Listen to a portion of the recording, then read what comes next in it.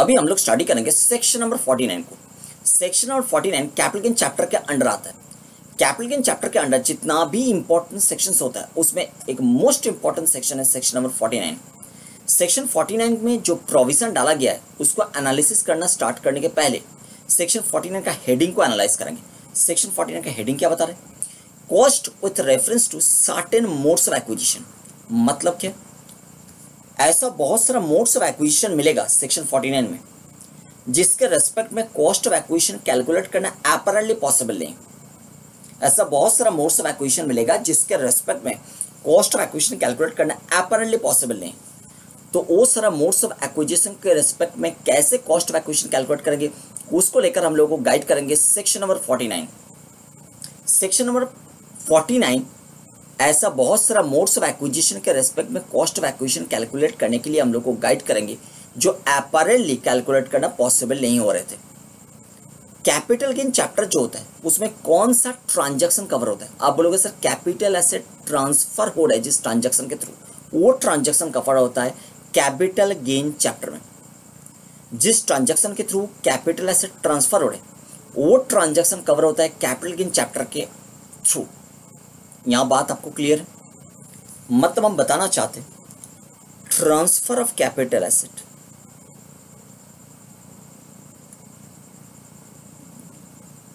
Transfer of capital asset, ये जो transaction है ये वाला ट्रांजैक्शन कवर होता है कैपिटल गेन चैप्टर के अंडर। इस ट्रांजैक्शन में दो पार्टी होता है। कौन से दो पार्टी? एक जो कैपिटल एसेट को ट्रांसफर कर रहा है जिसको बोलते हैं transferor,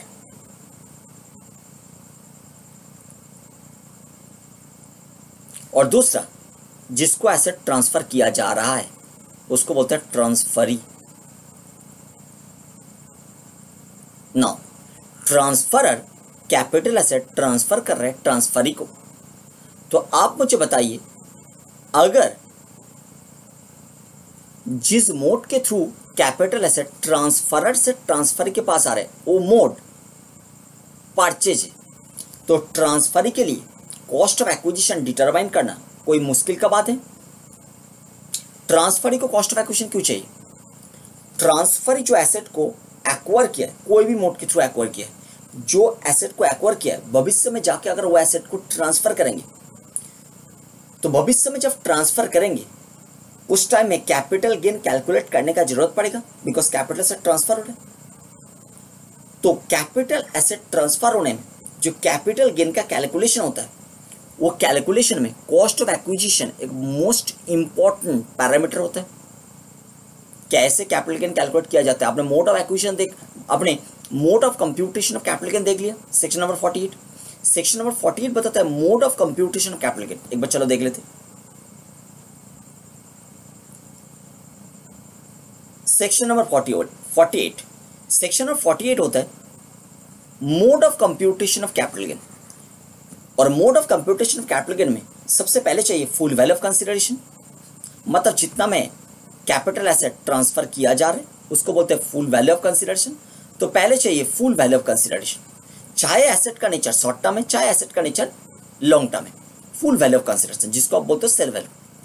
full value of consideration से हम लोग लेस करते हैं बेसिकली ट्रांसफर के रेस्पेक्ट में जो खर्चा वगैरह इनकर्ड हुआ है। फुल वैल्यू ऑफ कंसिडरेशन से हम लोग लेस करते हैं expenditure incurred होनली and exclusively in connection with such transfer. Transfer का कनेक्शन में जो एक्सपेंडिचर इनकर्ड हुआ है वो हम लेस करते हैं। और लेस करने के बाद जो रहता है चाहे शॉर्ट टर्म चाहे लॉन्ग टर्म दोनों केस में जो रहता है उसको बोलते हैं नेट कंसिडरेशन। और नेट कंसिडरेशन से हम लोग कॉस्ट ऑफ एक्विजिशन को लेस करते हैं शॉर्ट टर्म के केस में, और लॉन्ग टर्म के केस में कॉस्ट ऑफ एक्विजिशन को कन्वर्ट करते हैं इंडेक्स कॉस्ट ऑफ एक्विजिशन में और इंडेक्स कॉस्ट ऑफ एक्विजिशन को लेस करते हैं। मतलब चाहे शॉर्ट टर्म चाहे लॉन्ग टर्म दोनों केस में कॉस्ट ऑफ एक्विजिशन तो चाहिए। शॉर्ट टर्म के केस में सीधा कॉस्ट ऑफ एक्विजिशन को हम नेट कंसिडरेशन से लेस करते हैं। लॉन्ग टर्म के केस में लॉन्ग टर्म कैपिटल एसेट के केस में नेट कंसिडरेशन से हम लोग कॉस्ट ऑफ एक्विजिशन का कन्वर्टेड फिगर जो basically index cost of acquisition है उसको लेस करते हैं। तो दोनों में कॉस्ट ऑफ एक्विजिशन तो चाहिए। तो हम लोग जो डिस्कशन कैरी ऑन कर रहे थे सेक्शन 49 के रेस्पेक्ट में कि ट्रांसफरी को कैपिटल से ट्रांसफर किया, अभी ट्रांसफरर जो ट्रांसफर को कैपिटल से ट्रांसफर किया है, ये वाला ट्रांजैक्शन में ट्रांसफरर का हाथ में कैपिटल गेन कैलकुलेट होगा। इसको लेकर हम डिस्कशन नहीं कर रहे हैं। ट्रांसफरी जो कैपिटल एसेट को एक्वायर किया है, ट्रांसफरी भविष्य में जाके ये कैपिटल एसेट को अगर ट्रांसफर कराएंगे तो ट्रांसफरी के हाथ में कैपिटल गेन का कैलकुलेशन होगा, बिकॉज भविष्य में ट्रांसफरी का रूप हो जाएगा ट्रांसफरर। बात समझ में आ रहा है? तो ट्रांसफरी भविष्य में जाके जब कैपिटल एसेट को ट्रांसफर करेंगे उस टाइम में कैपिटल गेन कैलकुलेशन करने का जरूरत पड़ेगा। और कैपिटल गेन का कैलकुलेशन में कॉस्ट ऑफ एक्विजिशन चाहिए, चाहे लॉन्ग टर्म चाहे शॉर्ट टर्म, जो भी कैपिटल एसेट हो जाए कॉस्ट ऑफ एक्विजिशन का जरूरत पड़ेगा। उस टाइम में ट्रांसफरी कॉस्ट ऑफ एक्विजिशन क्या मानेंगे?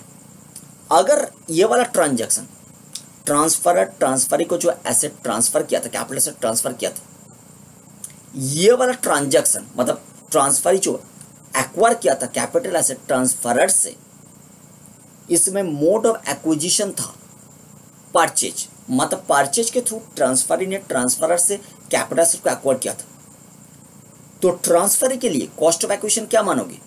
सर परचेज प्राइस, चाहे परचेज प्राइस फुल पे हो गया, चाहे परचेज प्राइस का 1% पे हुआ है, 1% भविष्य में पे होगा, चाहे ट्रांसफरी ने परचेज किया है कैपिटल एसेट को ट्रांसफरर से उधार में, जो भी हो जाए, परचेज प्राइस चाहे पे हुआ है, चाहे परचेज प्राइस बाद में पे होगा, चाहे परचेज प्राइस का 1% पे हुआ है, बाकी परसेंटेज बाद में पे होगा, जो भी हो जाए, जो परचेज प्राइस एग्री हुआ है ट्रांसफरर एंड ट्रांसफरी के बीच में, वही परचेज प्राइस को माना जाएगा cost of acquisition for the transferee. तो अगर ट्रांसफरी ने जो कैपिटल एसेट को एक्वायर किया है ट्रांसफरर से परचेज वाला मोड के थ्रू, तो कॉस्ट ऑफ एक्विजिशन ट्रांसफरी के लिए कैलकुलेट करना अपैरेंटली पॉसिबल है। बट अगर अदर देन परचेज ट्रांसफरी ने ट्रांसफरर से कैपिटल एसेट को एक्वायर किया, जैसे गिफ्ट के थ्रू एक्वायर किया, विल के थ्रू एक्वायर किया, बात समझ में आ रहा है, इनहेरिटेंस के थ्रू एक्वायर किया, तो ये सारा केस में आप कैसे कॉस्ट ऑफ एक्विजिशन ट्रांसफरी के लिए डिटरमाइन करोगे, उसको लेकर गाइड कर रहे सेक्शन नंबर 49। बात यहाँ तक क्लियर होगी। अभी सेक्शन 49 का हम लोग प्रोविजन को एनालाइज करना स्टार्ट करेंगे। चलिए, where the capital asset become the property of the SSC. SSC का मतलब कौन है? हमने जो ट्रांजैक्शन आपके सामने ड्रॉ किया है, वो ट्रांजैक्शन में एसएससी कौन है? वो ट्रांजैक्शन में एसएससी है ट्रांसफरी। देखो हम आपको समझा रहे हैं, ट्रांजैक्शन में एसएससी है ट्रांसफरी।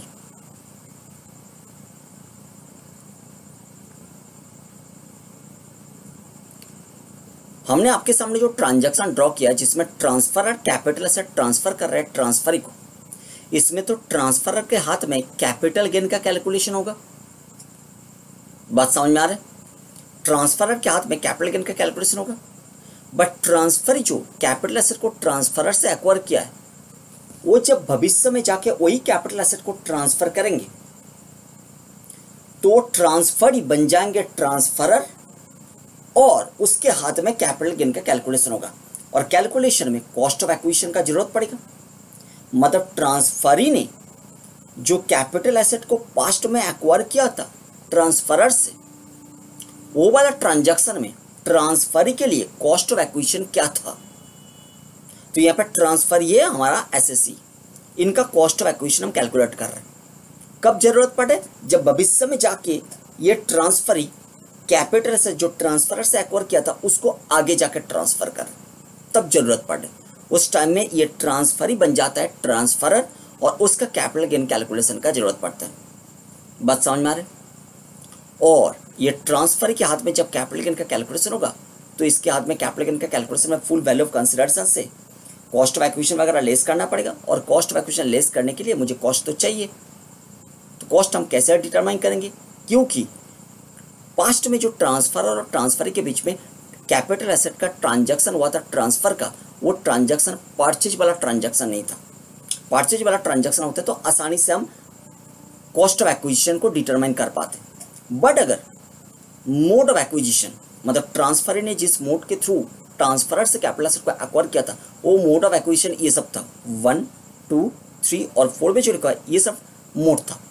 तो कैपिटल ये सब मोड के लिए कॉस्ट ऑफ एक्विजिशन डिटरमाइन करना अपैरेंटली पॉसिबल नहीं, तो उसको लेकर गाइड कर रहा है सेक्शन नंबर 49। चलिए पहले क्या लिखा हुआ देखते हैं। On any distribution of asset on the total और partial partition of a Hindu undivided family, Hindu undivided family का टोटल और नहीं तो पार्शियल पार्टीशन हो रहे, तो टोटल पार्टीशन बोलो पार्शियल पार्टीशन बोलो, हिंदू अनडिवाइडेड फैमिली का जो मेंबर है उनको हिंदू अनडिवाइडेड फैमिली से कैपिटल एसेट मिल रहे, दूसरा कोई एसेट मिलेगा तो उसको लेकर हम बात क्यों करेंगे, हम तो कैपिटल गेन चैप्टर का बात कर रहे हैं, कैपिटल गेन चैप्टर में कैपिटल एसेट को लेकर ही बात होता है, तो दूसरा एसेट मिला नहीं मिला उसको लेकर बात नहीं करेंगे। तो हिंदू अनडिवाइडेड फैमिली का टोटल और नहीं तो पार्शियल पार्टीशन हो रहे और उसमें capital asset Hindu undivided family से हिंदू अनडिवाइडेड फैमिली का मेंबर के हाथ में जा रहे हैं। इसमें कुछ पैसा लग रहा है, पैसा तो नहीं लग रहा है, मेंबर को तो ऐसे ही मिल रहा है, पार्टीशन के पार्टीशन हो रहे, तो पार्टीशन के थ्रू मेंबर के पास एसेट आ रहे। तो मेंबर जब भविष्य में जाके वही एसेट को जिसको पार्टीशन के थ्रू मेंबर के पास आया था, जो एसेट हिंदू अनडिवाइडेड फैमिली से फ्लो होकर हिंदू अनडिवाइडेड फैमिली का मेंबर के पास आया था, जो capital asset Hindu undivided family का चाहे टोटल चाहे पार्शियल पार्टीशन के थ्रू हिंदू अनडिवाइडेड फैमिली से फ्लो होकर हिंदू अनडिवाइडेड फैमिली का मेंबर के पास आया था, वो मेंबर अगर भविष्य में जाके वही कैपिटल एसेट को ट्रांसफर करेंगे तो हिंदू अनडिवाइडेड फैमिली का मेंबर के लिए उसका कॉस्ट ऑफ एक्विजिशन क्या होगा, क्योंकि हिंदू अनडिवाइडेड फैमिली का मेंबर ने उसको परचेज नहीं किया था मार्केट से, उसको फैमिली से पार्टीशन के टाइम में मिल गया था। बात समझ में आ रहा है? तो ये एक स्पेशल मोड ऑफ एक्विजिशन हो गया। इसके रेस्पेक्ट में कैसे कॉस्ट ऑफ एक्विजिशन डिटरमाइन किया जाएगा, number 1। Number 2, under a gift और विल, गिफ्ट और विल के थ्रू, गिफ्ट और विल आप जानते हो, गिफ्ट मतलब विदाउट कंसिडरेशन, विल का मतलब बेसिकली देखो ट्रांजैक्शन जो होता है, मतलब ट्रांजैक्शन को दो टाइप में आप डिवाइड कर सकते हो। एक हो सकता है इंटरव्यूवर्स वाला ट्रांजैक्शन, इंटरव्यूवर्स वाला ट्रांजैक्शन का मतलब होता है जो बिटवीन लिविंग पर्सन होता है, जैसे सेल परचेज गिफ्ट, ये सब इंटरव्यूवर्स वाला ट्रांजैक्शन है। मतलब ट्रांजैक्शन में जो ट्रांसफर है, जो ट्रांसफर ये दोनों ही क्या है, जीवित है, दोनों ही लिविंग बीइंग है। तो लिविंग बीइंग के बीच में जब ट्रांसफर होता है उसको बोलते हैं इंटरव्यूवर्स। और इंटरव्यूवर्स को छोड़ के और एक टाइप का ट्रांजैक्शन होता है जिसको बोलते हैं स्पेशल ट्रांजैक्शन। स्पेशल ट्रांजैक्शन का मतलब क्या होता है? स्पेशल ट्रांजैक्शन का मतलब होता है कोई इंसान ने अपना देहांत होने के पहले, उनका देहांत होने के बाद उनका एसेट कैसे डिस्ट्रीब्यूट होगा उसके बारे में सोसाइटी को गाइड करके गया है। मतलब उन्होंने डॉक्यूमेंट्स बना के गया है और डॉक्यूमेंट में लिख दिया कि उनका डेथ होने के बाद उनका एसेट कैसे डिस्ट्रीब्यूट होना चाहिए। वो अपने इच्छा, वो अपना जो इच्छा है वो इच्छा को डॉक्यूमेंटेशन के और रूप में, डॉक्यूमेंटेशन के रूप में सोसाइटी को प्रेजेंट किया। ये डॉक्यूमेंटेशन को बोलते हैं विल। तो विल में उन्होंने जो लिख के गया है उसी के अनुसार उसका एसेट डिस्ट्रीब्यूट हो जाएगा। तो विल का मतलब आपको समझ में आया। और अगर किसी इंसान का देहांत हो गया बट उन्होंने अपना इच्छा डॉक्यूमेंटेशन के रूप में सोसाइटी के सामने प्रेजेंट नहीं किया है तो क्या होगा? विल जो होता है, विल के बारे में जो मैंने बात किया है, विल बेसिकली इफेक्ट में आता है after the death of the writer of the will. Will का जो राइटर है उनका डेथ के बाद विल इफेक्ट में आता है। बट किसी ने अगर विल नहीं बनाया, उनका डेथ हो गया, उनका प्रॉपर्टी कैसे डिस्ट्रीब्यूट होता है? वो जो रिलीजन में बिलोंग करते हैं उस रिलीजन के लिए जो लॉ है, उनका जो पर्सनल लॉ है, पर्सनल लॉ में जो लिखा हुआ है उनका हिसाब से, मतलब पर्सनल लॉ में जैसे तरीका से गाइड किया हुआ है उस तरीका से उनका एसेट डिस्ट्रीब्यूट होता है। अगर उन्होंने विल नहीं बना के गया है तो, विल बना के गया है तो विल में जो लिखा है उस तरीका से डिस्ट्रीब्यूट होगा। बट विल नहीं बना के उनका डेथ हो गया तो वो जो रिलीजन में बिलोंग करते हैं उस रिलीजन का जो लॉ है उनका हिसाब से एसेट को डिस्ट्रीब्यूट किया जाएगा। बात समझ में आया? क्या बता रहे? दो टाइप का ट्रांजैक्शन के बारे में बात कर रहे हैं, एक इंटरव्यूवर्स जो लिविंग बीइंग के बीच में होता है और एक स्पेशल टाइप का ट्रांजैक्शन। स्पेशल टाइप का ट्रांजैक्शन में एक तो आपने देखा विल और एक देखा क्या, अदर देन विल, मतलब टेस्टामेंट्री, नॉन टेस्टामेंट्री। बात समझ में आ रहा है? टेस्टामेंट्री का मतलब विल और नॉन टेस्टामेंट्री का मतलब विल नहीं बना के डेथ हो गया किसी इंसान का तो उसका प्रॉपर्टी कैसे डिस्ट्रीब्यूट होगा, उसको बोलते हैं नॉन टेस्टामेंट्री। टेस्टामेंट्री का मतलब विल। बात क्लियर है? तो यहाँ लिखा है अंडर ए गिफ्ट और विल, गिफ्ट और विल के थ्रू अगर ट्रांसफर के पास कैपिटल एसेट आया तो वो कैपिटल एसेट ट्रांसफर जब भविष्य में जाकर ट्रांसफर करेंगे किसी को तो कैपिटल गेन का कैलकुलेशन होगा, उसमें फुल वैल्यू ऑफ कंसिडरेशन तो मिल जाएगा कितना में ट्रांसफर कर रहे हैं। बट कॉस्ट ऑफ एक्विजिशन कैसे डिटरमाइन होगा, क्योंकि ये बंदा ने मार्केट से तो परचेज नहीं किया था, इसके पास एसेट आया था गिफ्ट के थ्रू और विल के थ्रू। बात समझ में आ रही है? फिर देखो दिखा हुआ है 3 में क्या लिखा है? 3A section 49 subsection 1 clause 3 sub clause A बता रहे बाय सक्सेशन, इनहेरिटेंस और डेवोल्यूशन। हमने आपको ट्रांजैक्शन को बताया था 2 पार्ट में डिवाइड करके। पहला पार्ट था इंटरवीवर्स वाला ट्रांजैक्शन, दूसरा था स्पेशल ट्रांजैक्शन। स्पेशल ट्रांजैक्शन में एक तो आया था टेस्टामेंट्री, मतलब विल, मतलब जहाँ पे कोई एक पर्सन का डेथ हो गया है और डेथ के पहले उन्होंने विल बना के किया है। और if a person dies without making a will ना बना के गया है, जिसको बोलते हैं नॉन टेस्टामेंट्री, उसके अंडर सक्सेशन, इनहेरिटेंस और डेवोल्यूशन आ रहे। मतलब if a person dies without making a will, तो उनका एसेट उनका रिलेटिव के हाथ में ट्रांसफर होता है पर्सनल लॉ के थ्रू। ये जो ट्रांसफर होकर रिलेटिव के पास जा रहा है, रिलेटिव यहाँ पे कौन है, ट्रांसफर। ये तो ट्रांसफर के हाथ में एसेट जब आता है, वो एसेट का ट्रांसफर को बोला जाता है इनहेरिटेंस, सक्सेशन, डेवोल्यूशन। क्लियर? तो इनहेरिटेंस के थ्रू, सक्सेशन के थ्रू, डेवोल्यूशन के थ्रू, इनका मतलब क्या होता है? मतलब if a person dies without making a will, तब उनको रिलेटिव के हाथ में एसेट ट्रांसफर होता है और ये एसेट का ट्रांसफर को बोला जाता है इनहेरिटेंस, सक्सेशन और डेवोल्यूशन। इसमें और रिलेटिव के हाथ में कॉस्ट ऑफ एक्विजिशन क्या मानोगे? रिलेटिव तो मार्केट से इसको परचेज नहीं किया, तो रिलेटिव के हाथ में कॉस्ट ऑफ एक्विजिशन कैसे डिटरमाइन करोगे, इसको लेकर गाइड करेंगे सेक्शन 49। क्लियर? Next B. अच्छा, बी आपको स्टडी करने का जरूरत नहीं, इसका इंपॉर्टेंस खत्म हो चुका है, बी को हम हटा रहे हैं। Now C, section 49 subsection 1 clause 3 sub clause C, any distribution of assets on the liquidation of a company. एक कंपनी जब लिक्विडेशन में जाता है, कंपनी अपना सारा एसेट्स को इकट्ठा करते हैं और लायबिलिटी को भी इकट्ठा करते हैं। एसेट को पहले यूज किया जाता है आउटसाइड लायबिलिटी को मीटअप करने के पर्पस में।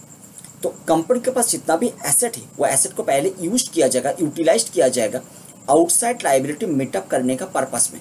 फिर अगर कोई एसेट बचे रहेगा, उसको हम लोग क्या करेंगे, डिस्ट्रीब्यूट कर देंगे शेयर होल्डर के बीच में, मेंबर्स के बीच में। तो मेंबर्स को, मतलब शेयर होल्डर को, कंपनी के केस में मेंबर वर्ड यूज होता है, तो मेंबर को जब लिक्विडेशन के टाइम में कंपनी से डिस्ट्रीब्यूटेड एसेट मिला, इसके लिए मेंबर तो कोई पैसा पे नहीं किया, तो मेंबर के लिए वो डिस्ट्रीब्यूटेड एसेट का कॉस्ट ऑफ एक्विजिशन क्या माना जाएगा? जब मेंबर जाके भविष्य में वो डिस्ट्रीब्यूटेड एसेट को ट्रांसफर करेंगे, तो कॉस्ट ऑफ एक्विजिशन का जरूरत पड़ेगा for the purpose of computing capital gain. तो कॉस्ट ऑफ एक्विजिशन कैसे डिटरमाइन किया जाएगा, इसको लेकर गाइड करेंगे सेक्शन 49। बात समझ में आया? D, section 49 subsection 1 clause 3, section 49 subsection 1 clause 3 sub clause D क्या बता रहे? Under transfer to a revocable और इरिवोकेबल ट्रस्ट। ट्रस्ट रिवोकेबल भी हो सकता है, इरिवोकेबल भी हो सकता है। रिवोकेबल मतलब जो कैंसिलेबल है, जिसको कैंसिल किया जा सकता है, और इरिवोकेबल मतलब जो नॉन कैंसिलेबल है, जिसको कैंसिल नहीं किया जा सकता। तो रिवोकेबल बोलो, इरिवोकेबल बोलो। जनरली जो प्राइवेट ट्रस्ट होता है और रिवोकेबल होता है, मतलब जो ट्रस्ट का राइटर है, जिन्होंने ट्रस्ट बना रहे और अपना इच्छा के अनुसार ट्रस्ट को कैंसिल कर सकते हैं, इसको बोलते हैं रिवोकेबल ट्रस्ट। ये जनरली प्राइवेट ट्रस्ट के केस में होता है और पब्लिक ट्रस्ट के केस में वो इरिवोकेबल होता है। क्लियर? तो रिवोकेबल ट्रस्ट बोलो, इरिवोकेबल ट्रस्ट बोलो, दोनों में ही एसेट जब ट्रस्ट में डाला जाता है, इसमें भी कोई कंसिडरेशन अमाउंट तो नहीं रहता है। तो इसमें ट्रस्ट में जो एसेट आया, कैसे इसका कॉस्ट ऑफ एक्विजिशन कैलकुलेट किया जाएगा? जब भविष्य में ट्रस्ट से एसेट को डिस्पोज ऑफ किया जाएगा, ट्रस्ट का नियम के अनुसार अगर ट्रस्ट से एसेट को डिस्पोज ऑफ किया जाएगा, तो उस टाइम में ट्रस्ट के लिए जब कैपिटल गेन कैलकुलेट करेंगे, तो कॉस्ट ऑफ एक्विजिशन कैसे डिटरमाइन करेंगे?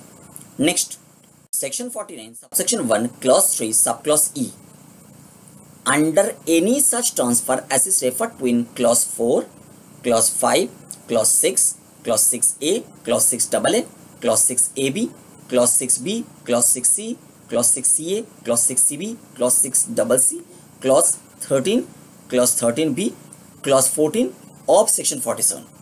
सेक्शन 47 का जो सारा क्लॉजेस यहाँ पे रेफर्ड है, वो सारा क्लॉजेस में कौन सा नेचर का ट्रांजैक्शन कवर होता है? हम आपको बता रहे हैं कौन सा नेचर का ट्रांजैक्शन कवर होता है। अब जाके देखोगे ये सारा नेचर ऑफ ट्रांजैक्शन कवर होता है। एक होल्डली ओन्ड सब्सिडियरी के साथ, जब होल्डली ओन्ड सब्सिडियरी का होल्डिंग कंपनी का एसेट का लेना देना होता है, जब अमालगामेशन होता है, मार्जर होता है, एसेट का लेना देना होता है, डीमार्जर के केस में जब एसेट का लेना देना होता है, जब बिजनेस रीऑर्गेनाइजेशन होता है, सक्सेशन होता है, एक लिमिटेड लायबिलिटी पार्टनरशिप हम कन्वर्ट हो जाता है एक प्राइवेट लिमिटेड कंपनी में, ये सारा केसेस में नॉर्मल मोड ऑफ एक्विजिशन तो है नहीं।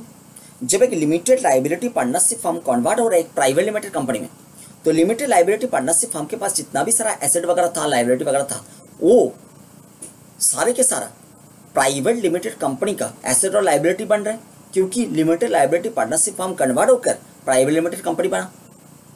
तो प्राइवेट लिमिटेड कंपनी जब उसमें से कोई कैपिटल एसेट को भविष्य में ट्रांसफर करेंगे और कैपिटल गेन कैलकुलेशन करेंगे, तो लिमिटेड लाइबिलिटी पार्टनरशिप फर्म के पास जो कैपिटल एसेट था वही आया था प्राइवेट लिमिटेड कंपनी के पास। तो प्राइवेट लिमिटेड कंपनी के लिए जब कैपिटल गेन का कैलकुलेशन होगा, कॉस्ट ऑफ एक्विजिशन कैसे कैलकुलेट किया जाएगा, क्योंकि प्राइवेट लिमिटेड कंपनी के लिए तो कोई कॉस्ट ऑफ एक्विजिशन है ही नहीं। Limited liability firm partnership firm ने जो मार्केट से एसेट को परचेज किया था, कैपिटल एसेट को, बाद में लिमिटेड लाइबिलिटी पार्टनरशिप फर्म ने कन्वर्ट हो गया एक प्राइवेट लिमिटेड कंपनी में, और प्राइवेट लिमिटेड कंपनी जाके उस कैपिटल एसेट को ट्रांसफर कर रहे हैं, और प्राइवेट लिमिटेड कंपनी के बुक्स में कैपिटल गेन का कैलकुलेशन हो रहा है। तो प्राइवेट लिमिटेड कंपनी के लिए वो कैपिटल एसेट का कॉस्ट ऑफ एक्विजिशन क्या माना जाएगा, उसको लेकर गाइड करेंगे सेक्शन 49। बस समझ में आ रहा है। तो स्पेशल मोड ऑफ एक्विजिशन सारा यहाँ पे कवर हो रहा है सेक्शन 49 के अंदर। स्पेशल मोड ऑफ एक्विजिशन के केस में कैसे कॉस्ट ऑफ एक्विजिशन डिटरमाइन किया जाएगा। सेक्शन 49 सबसेक्शन 1 क्लॉज 4 क्या बता रहे हैं, such assessee being a Hindu undivided family by the mode referred to in subsection 2 of section 64 at any time after the 31st day of December 1969। Basically क्या है, section 64 subsection 2 ये बताता है कि एक हिंदू अनडिवाइडेड फैमिली का जो मेंबर है, मेंबर के नाम पे, हिंदू अनडिवाइडेड फैमिली का जो मेंबर है, मेंबर के नाम पे एक सेपरेट एसेट एग्जिस्ट करता है जिसके साथ हिंदू अनडिवाइडेड फैमिली का कोई लेना देना नहीं। बट वो हिंदू अनडिवाइडेड फैमिली का मेंबर जो एक एसेट को ओन करता है, वो एसेट वो हिंदू अनडिवाइडेड फैमिली का मेंबर ने हिंदू अनडिवाइडेड फैमिली का एसेट में थ्रो किया उस एसेट को। हिंदू अनडिवाइडेड फैमिली का मेंबर जो एक पर्टिकुलर एसेट को सेपरेटली ओन करते थे, वो एसेट हिंदू अनडिवाइडेड फैमिली का जो स्टॉक ऑफ एसेट्स है उसमें थ्रो किया है। अभी वो एसेट किसका बन गया, हिंदू अनडिवाइडेड फैमिली का बन गया। बट इसमें तो नॉर्मली सेल परचेज ट्रांजैक्शन नहीं हुआ है। बात समझ में आ रहा है। मेंबर ने हिंदू अनडिवाइडेड फैमिली का ज्वाइंट स्टॉक्स में, ज्वाइंट स्टॉक्स ऑफ एसेट्स में ये एसेट को भी डाल दिया। तो अभी वो एसेट किसके नाम पे हो गया, हिंदू अनडिवाइडेड फैमिली के नाम पे हो गया। अभी वो हिंदू अनडिवाइडेड फैमिली ने जाके भविष्य में एसेट को ट्रांसफर करेंगे, तो हिंदू अनडिवाइडेड फैमिली का बुक्स में कैपिटल गेन का कैलकुलेशन होगा। वो कैलकुलेशन में हिंदू अनडिवाइडेड फैमिली के लिए कॉस्ट ऑफ एक्विजिशन क्या माना जाएगा, क्योंकि हिंदू अनडिवाइडेड फैमिली ने मार्केट से इस एसेट को तो परचेज नहीं किया था। तो हिंदू अनडिवाइडेड फैमिली के लिए कॉस्ट ऑफ एक्विजिशन कैसे आप डिटरमाइन करोगे, उसको लेकर गाइड करेंगे सेक्शन 49। तो सेक्शन 49 में आपने जितना सारा स्पेशल मोड ऑफ एक्विजिशन देख लिया, वो सारा स्पेशल मोड ऑफ एक्विजिशन के लिए कॉस्ट ऑफ एक्विजिशन क्या माना जाएगा, नीचे लिखा है the cost of acquisition of the asset shall be deemed मतलब माना जाएगा, एक्चुअल में नहीं है, माना जाएगा, to be the cost for which the previous owner of the property acquired it. बोल रहे जितना भी स्पेशल मोड ऑफ एक्विजिशन आपने देखा है, वो सारा स्पेशल मोड ऑफ एक्विजिशन के लिए एसएससी का प्रीवियस ओनर ने जितना में उसको एक्वायर किया था, तो प्रीवियस ओनर के लिए जो कॉस्ट था वही माना जाएगा एसएससी के लिए कॉस्ट। मतलब अगर यहाँ पे हम लोग समझने का कोशिश करेंगे, मेरा वाला ड्रॉ किया हुआ ट्रांजैक्शन में ट्रांसफर के लिए कॉस्ट ऑफ एक्विजिशन क्या माना जाएगा, ट्रांसफरर ने जितना में उसको एक्वायर किया था, मतलब ट्रांसफरी का जो प्रीवियस ओनर है, प्रीवियस ओनर ने जितना कॉस्ट में उसको एक्वायर किया था वही कॉस्ट को माना जाएगा ट्रांसफरी के लिए कॉस्ट, बिकॉज ट्रांसफरी के लिए अपैरेंटली कोई कॉस्ट अवेलेबल है ही नहीं। तो प्रीवियस ओनर का कॉस्ट को ही माना जाएगा ट्रांसफरी का कॉस्ट, मतलब लॉ का भाषा में बोलेंगे तो एसएससी का कॉस्ट। बट प्रीवियस ओनर का मतलब क्या है, केवल ये ट्रांसफरर प्रीवियस ओनर है, नहीं, प्रीवियस ओनर का मतलब नीचे लिखा हुआ एक्सप्लेनेशन में। आइए देखते हैं। In this subsection, the expression previous owner of the property in relation to any capital asset owned by an SSA means the last previous owner of the capital asset who acquired it by a mode of acquisition other than referred to in clause 1, clause 2, clause 3, clause 4 of subsection of this subsection, मतलब subsection 1। इसका मतलब हो गया हमारा SSC ये है, transfer को हम एसएससी मान रहे हैं, तो एसएससी के लिए कॉस्ट ऑफ एक्विजिशन क्या माना जाएगा, एसएससी का प्रीवियस ओनर ने प्रीवियस ओनर का मतलब क्या है? प्रीवियस ओनर का मतलब हो गया ऐसा पर्सन जिन्होंने कैपिटल एसेट को एक्वायर किया था अदर देन दिस मोड। ये जो मोड दिया हुआ है स्पेशल मोड ऑफ एक्विजिशन, ये स्पेशल मोड ऑफ एक्विजिशन को छोड़ के, मतलब नॉर्मल मोड ऑफ एक्विजिशन के थ्रू जिन्होंने एसएससी के पहले यही वाला कैपिटल एसेट को एक्वायर किया था, उनके लिए जो कॉस्ट ऑफ एक्विजिशन था वही माना जाएगा एसएससी के लिए कॉस्ट ऑफ एक्विजिशन। फिर बता रहे एसएससी का कॉस्ट ऑफ एक्विजिशन, एसएससी मतलब मेरे लिए ट्रांसफर ही, एसएससी का कॉस्ट ऑफ एक्विजिशन क्या माना जाएगा? एसएससी के पहले जिस पर्सन ने नॉर्मल मोड ऑफ एक्विजिशन के थ्रू यही वाला कैपिटल एसेट, जिसका मालिक अभी एसएससी है, एसएससी जिस कैपिटल एसेट का मालिक है, यही कैपिटल एसेट को एसएससी के पहले जिस पर्सन ने नॉर्मल मोड ऑफ एक्विजिशन के थ्रू एक्वायर किया था, उनके लिए जो कॉस्ट था वही माना जाएगा एसएससी के लिए कॉस्ट। बात समझ में आ गया? नॉर्मल मोड ऑफ एक्विजिशन मतलब इन 4 मोड को छोड़ के बाकी कोई मोड के थ्रू एक्वायर किया था तो उसको बोलते हैं नॉर्मल मोड ऑफ एक्विजिशन। यहां तक बात क्लियर? देखिए पढ़ते हैं फिर से। The cost of acquisition of the asset shall be deemed to be the cost for which the previous owner, previous owner का मतलब एसएससी जिस कैपिटल एसेट का मालिक है, वही कैपिटल एसेट एसएससी के पहले जिन्होंने नॉर्मल मोड ऑफ एक्विजिशन के थ्रू एक्वायर किया था, उनको हम मानते हैं प्रीवियस ओनर। तो उन्होंने जितना कॉस्ट में एक्वायर किया था वही माना जाएगा एसएससी के लिए cost of acquisition. Acquired it as increased by the cost of improvement, उसके बाद जितना भी कॉस्ट ऑफ इंप्रूवमेंट हुआ है उसको भी एडिशन करना पड़ेगा। तो प्रीवियस ओनर ने जितना में एक्वायर किया था कैपिटल एसेट को, वो प्रीवियस ओनर का कॉस्ट ऑफ एक्विजिशन था, वही माना जाएगा एसएससी का कॉस्ट ऑफ एक्विजिशन, बट उसके साथ एडिशन करना पड़ेगा। अगर बीच में कोई कॉस्ट ऑफ इंप्रूवमेंट हुआ है तो as increased by the cost of improvement of the asset incurred और borne by the previous owner और the assessee as the case में भी। चाहे प्रीवियस ओनर ने कॉस्ट ऑफ इंप्रूवमेंट किया है, चाहे एसएससी चाहे प्रीवियस ओनर ने कुछ इंप्रूवमेंट किया है उस कैपिटल एसेट के ऊपर, चाहे एसएससी ने उस कैपिटल एसेट के ऊपर कोई इंप्रूवमेंट किया, तो इंप्रूवमेंट को एडिशन करना पड़ेगा कॉस्ट ऑफ एक्विजिशन में। बात समझ में आया? फिर से एक बार बता रहे, मेरे वाला केस में ट्रांसफर ही हो गया एसएससी, तो ट्रांसफर के लिए मतलब एसएससी के लिए कॉस्ट ऑफ एक्विजिशन क्या माना जाएगा? एसएससी के पहले एसएससी जिस कैपिटल एसेट का मालिक है, जिसके रेस्पेक्ट में हम कॉस्ट ऑफ एक्विजिशन डिटरमाइन करने के लिए जा रहे हैं, एसएससी के पहले उस कैपिटल एसेट का एक्वायर किया था जिस पर्सन ने नॉर्मल मोड ऑफ एक्विजिशन के थ्रू।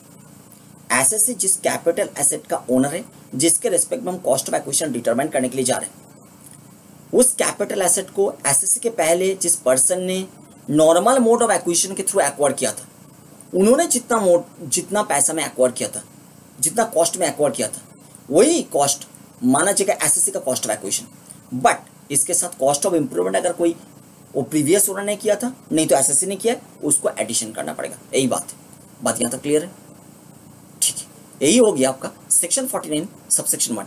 नीचे की तरफ आएंगे तो सेक्शन 49 सबसेक्शन 1 का एनालिसिस यहाँ पे हमने प्रेजेंट किया है। सेक्शन 49 सबसेक्शन 1 जब पेयर एक्ट का हिसाब से हम लोग एनालिसिस स्टडी कर रहे थे, उस टाइम में हमारा सामने बहुत सारा इंफॉर्मेशन आया था। हमने वो सारा इंफॉर्मेशन को गैदर किया था और डिस्कस किया था। अभी वही इंफॉर्मेशन को चार्ट के थ्रू प्रेजेंट किया गया हमारा सामने, और उसको हम स्टडी करेंगे। इसमें क्लैरिटी और भी ज़्यादा हो जाएगी। देखिए सबसे पहले क्या आ रहा है, सेक्शन 49 सबसेक्शन 1 में लेफ्ट हैंड साइड की तरफ हमने लिया है सिचुएशन को, और राइट हैंड साइड की तरफ हमने लिया है व्हाट टू फॉलो को। मतलब कौन सा सिचुएशन में कौन सा लीगल रिक्वायरमेंट कंप्लाई करना पड़ेगा। सिचुएशन के ऊपर बेस्ड करके लीगल रिक्वायरमेंट का कंप्लायंस चेंज हो रहा है। कौन सा सिचुएशन में कौन सा लीगल रिक्वायरमेंट का कंप्लायंस मैंडेटरी है, वो भी स्टडी करेंगे। क्लियर? तो लेफ्ट हैंड साइड की तरफ situation and right hand side की तरफ व्हाट टू फॉलो। आइए नंबर 1 क्या बता रहे हैं, cost of acquisition of capital asset of current owner where cost of acquisition of previous owner is ascertainable. मतलब क्या है, इसका स्टडी आपने ऑलरेडी कंप्लीट किया है। फिर बता रहे थे करंट ओनर मतलब हमारे लिए एसएससी। करंट ओनर ने अगर कोई कैपिटल एसेट को एक्वायर किया है by any one of the modes specified in section 49 subsection 1। Section 49 subsection 1 में 4 क्लॉजेस था। Section 49 subsection 1 clause 1, clause 2, clause 3, clause 4। Section 49 का सबसेक्शन 1 का 4 क्लॉजेस के थ्रू जो modes of acquisition law maker ने प्रिस्क्राइब किया था उसको हमने बताया था स्पेशल मोड ऑफ एक्विजिशन। तो अगर करंट ओनर ने कोई कैपिटल एसेट को वो स्पेशल मोड्स ऑफ एक्विजिशन में से कोई एक मोड के थ्रू एक्वायर किया है, करंट ओनर ने कोई एक पर्टिकुलर कैपिटल एसेट को एक्वायर किया है by any one of the modes specified in section 49 subsection 1, तो करंट ओनर का cost of acquisition apparently determine करना पॉसिबल नहीं है। करंट ओनर का कॉस्ट ऑफ एक्विजिशन डिटरमाइन करने के पीछे रीजन क्या है? करंट ओनर अगर वही कैपिटल एसेट को ट्रांसफर कर रहे हैं और आगे जाकर ट्रांसफर करेंगे तो करंट ओनर का बुक्स में कैपिटल गेन का कैलकुलेशन होगा और कैलकुलेशन में कॉस्ट ऑफ एक्विजिशन लेस करना पड़ेगा फुल वैल्यू ऑफ कंसिडरेशन वगैरह से। उस टाइम में कॉस्ट ऑफ एक्विजिशन का जरूरत पड़ता है। तो करंट ओनर का कॉस्ट ऑफ एक्विजिशन डिटरमाइन करना जरूरी है। करंट ओनर का कॉस्ट ऑफ एक्विजिशन डिटरमाइन करना पॉसिबल नहीं हो रहा है। हमने जो आपको सिचुएशन बताया उस सिचुएशन में मतलब हमने क्या बताया, करंट ओनर ने अगर कोई कैपिटल एसेट को एक्वायर किया है by any one of the mode specified in section 49 subsection 1, तो करंट ओनर का कॉस्ट ऑफ एक्विजिशन डिटरमाइन करना अपैरेंटली पॉसिबल नहीं है क्योंकि उन्होंने मार्केट से एक्वायर नहीं किया है। स्पेशल मोड्स ऑफ एक्विजिशन में से कोई एक मोड के थ्रू एक्वायर किया। इसका सॉल्यूशन भी लॉ मेकर ने प्रिस्क्राइब किया कि ऐसा सिचुएशन में कॉस्ट ऑफ एक्विजिशन कैसे डिटरमाइन किया जाएगा। लॉ मेकर ने बताया ऐसा सिचुएशन में प्रीवियस ओनर का जो कॉस्ट ऑफ एक्विजिशन है वही मान लो करंट ओनर का कॉस्ट ऑफ एक्विजिशन, और प्रीवियस ओनर का मतलब भी लॉ मेकर ने एक्सप्लेन किया है। प्रीवियस ओनर का मतलब लॉ मेकर ने क्या एक्सप्लेन किया? लॉ मेकर ने बताया प्रीवियस ओनर का मतलब ऐसा कोई पर्सन जो करंट ओनर के इमीडिएट पहले, प्रीवियस ओनर का मतलब ऐसा कोई पर्सन जो करंट ओनर के इमीडिएट पहले सेम कैपिटल एसेट को एक्वायर किया था by any mode other than the mode specified in section 49 subsection 1। Section 49 subsection 1 में जो मोड स्पेसिफाइड है मतलब स्पेशल मोड्स ऑफ एक्विजिशन, उनको छोड़ के बाकी कोई मोड के थ्रू अगर कोई एक पर्सन ने सेम कैपिटल एसेट को करंट ओनर की इमीडिएट पहले एक्वायर किया है, उस पर्सन को मानेंगे प्रीवियस ओनर। और उस पर्सन ने जितना कॉस्ट पे वही सेम कैपिटल एसेट को एक्वायर किया था, वो कॉस्ट ऑफ एक्विजिशन जो प्रीवियस ओनर का कॉस्ट ऑफ एक्विजिशन है वही माना जाएगा करंट ओनर का कॉस्ट ऑफ एक्विजिशन। बट ये तब पॉसिबल है जब करंट ओनर का कॉस्ट ऑफ एक्विजिशन असर्टेन करना पॉसिबल है। करंट ओनर ने इमीडिएट ओनर के पहले करंट ओनर ने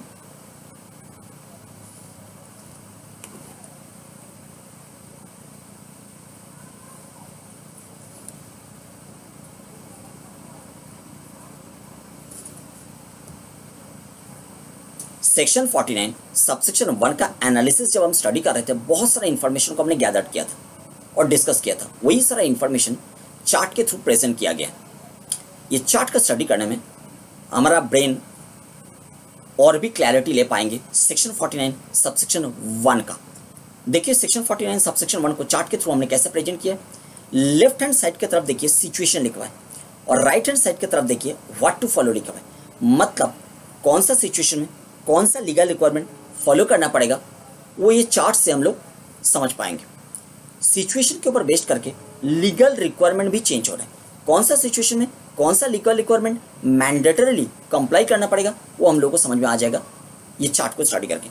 चार्ट के में सबसे पहले जो पॉइंट आ रहे हैं वो क्या है, cost of acquisition of capital asset of current owner where cost of acquisition of previous owner is ascertainable. इसका स्टडी आपने ऑलरेडी किया है। इसका मतलब क्या है सुनिए ध्यान से।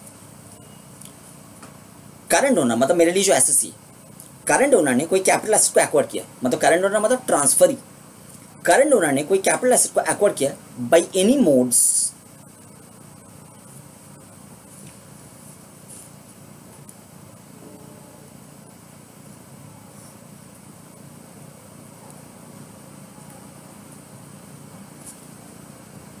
सेक्शन 49 सबसेक्शन 1 का एनालिसिस जब हम बेयर एक्ट का हिसाब से स्टडी कर रहे थे बहुत सारा इंफॉर्मेशन हमारे सामने आया था और उसको गैदर किया था।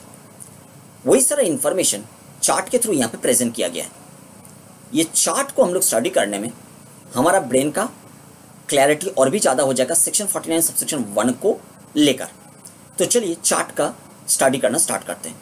चार्ट में देखिए लेफ्ट हैंड साइड की तरफ हमने लिया है सिचुएशन को और राइट हैंड साइड की तरफ हमने लिया है व्हाट टू फॉलो।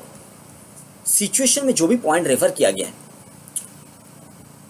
मतलब यहाँ पे जितना भी सारा सिचुएशन प्रेस्क्राइब किया है, ये सारा सिचुएशन में लीगल रिक्वायरमेंट का कंप्लायंस कैसे रहेगा, मतलब सिचुएशन के ऊपर बेस्ड करके लीगल रिक्वायरमेंट का कंप्लायंस भी चेंज हो रहा है।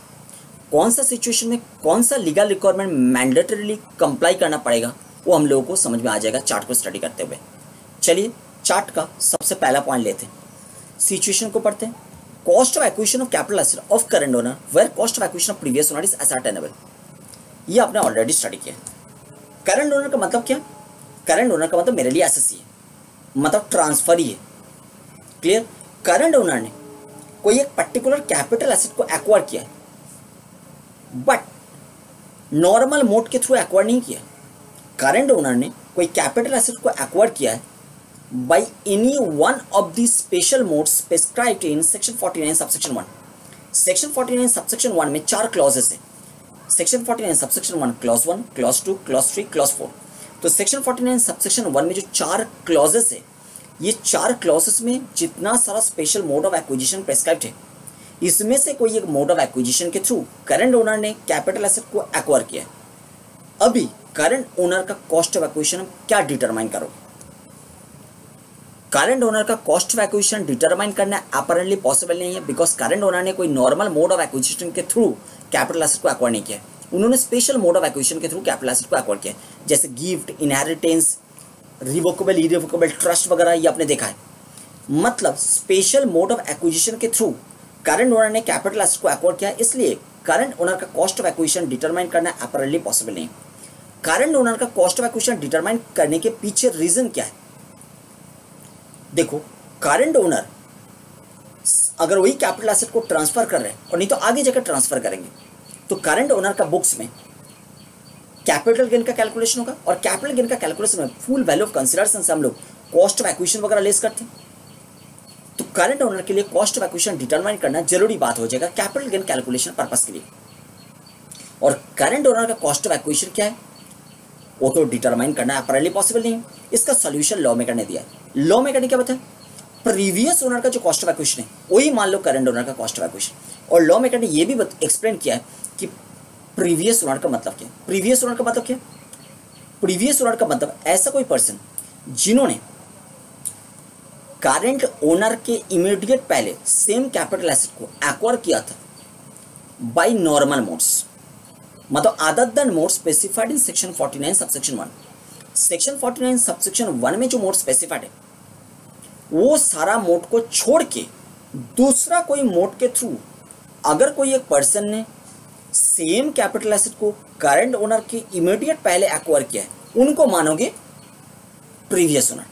और प्रीवियस ओनर का जो कॉस्ट ऑफ एक्विजिशन है, क्योंकि प्रीवियस ओनर ने नॉर्मल मोड ऑफ एक्विजिशन के थ्रू एक्वायर किया कैपिटल एसेट को, तो प्रीवियस ओनर का cost of acquisition apparently determine हो सकता है। तो प्रीवियस ओनर का जो कॉस्ट ऑफ एक्विजिशन है वही मान लो करंट ओनर का कॉस्ट ऑफ एक्विजिशन। बट अगर प्रीवियस ओनर का कॉस्ट ऑफ एक्विजिशन असर्टेन कर नहीं पा रहे हो आप, प्रीवियस ओनर का cost of acquisition is not ascertainable, उसको लेकर सेकेंड पॉइंट, ये आपके लिए नया लगेगा। देखो लिखा है where cost of acquisition of previous owner is not ascertainable, मतलब प्रीवियस ओनर ने सेम कैपिटल एसेट को करंट ओनर के इमीडिएट पहले एक्वायर किया है बाय एनी नॉर्मल मोड्स, फिर भी प्रीवियस ओनर का cost of acquisition apparently ascertainable नहीं है, तो क्या होगा?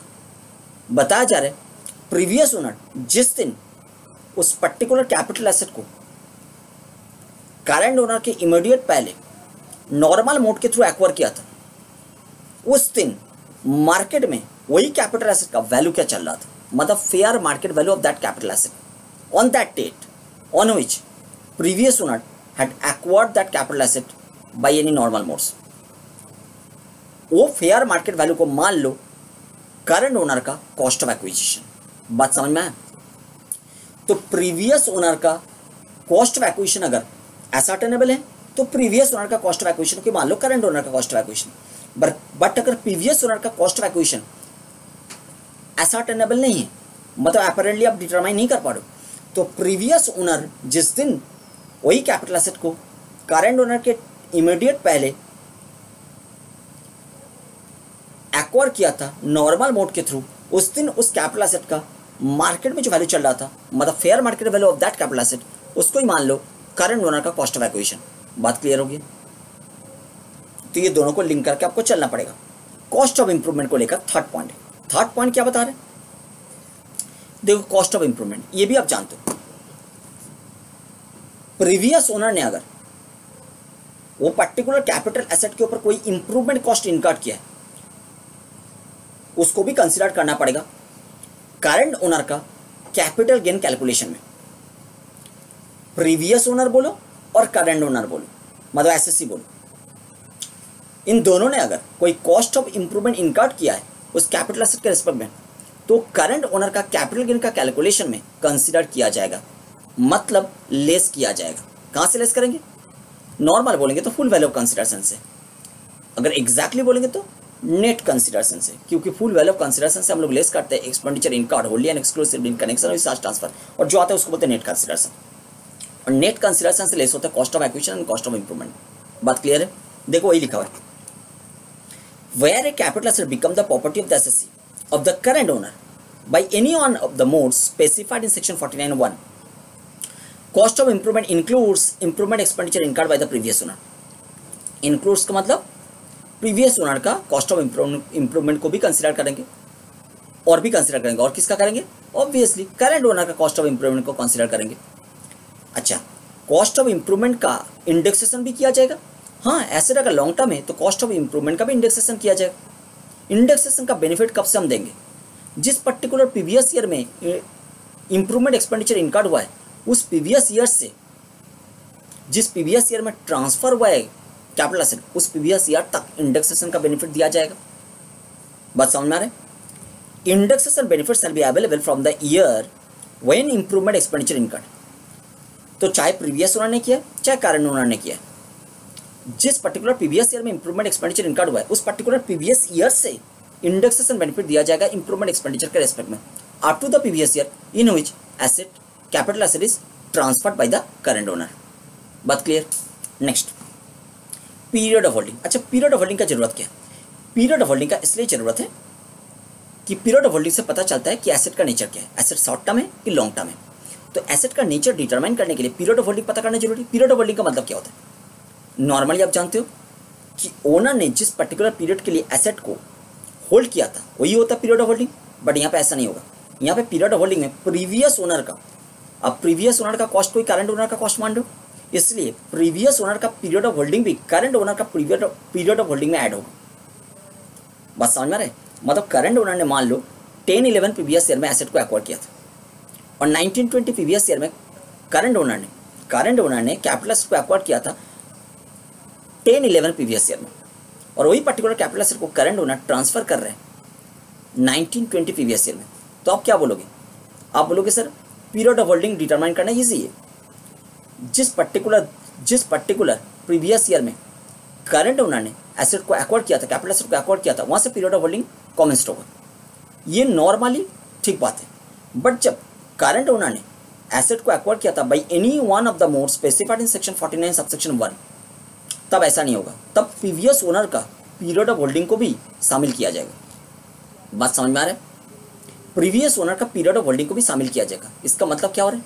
अगर प्रीवियस ओनर ने एसेट को एक्वायर किया था 4-5 प्रीवियस ईयर में, तो 4-5 प्रीवियस ईयर से कॉमेंस होगा पीरियड ऑफ होल्डिंग का काउंटेशन। बात समझ में आ रहा है? मतलब क्या हो रहा है?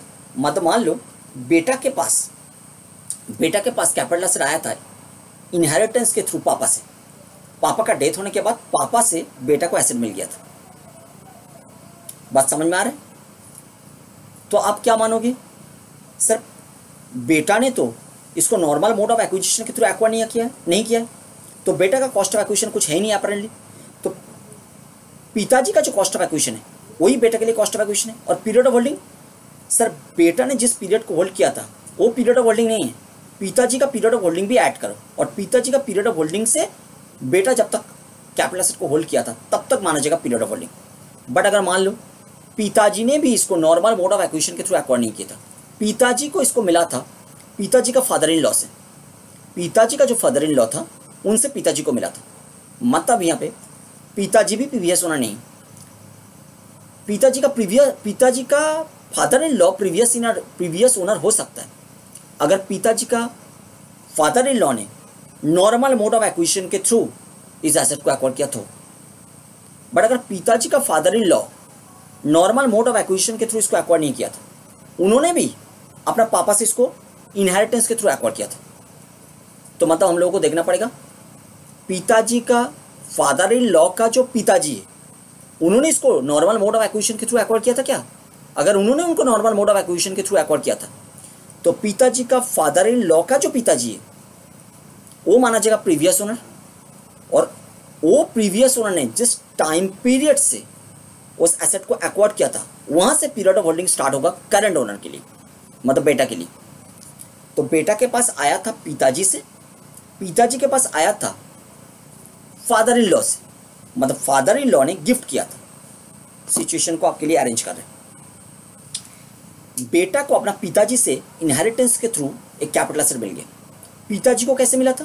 पिताजी को गिफ्ट के थ्रू मिला था। कहां से? पिताजी का फादर इन लॉ से। तो बेटा ने जो मोड ऑफ एक्विजिशन के थ्रू कैपिटल एसेट को एक्वायर किया पिताजी से, वो मोड ऑफ एक्विजिशन भी नॉर्मल नहीं है, वो भी स्पेशल मोड ऑफ एक्विजिशन है, 49(1) में आता है।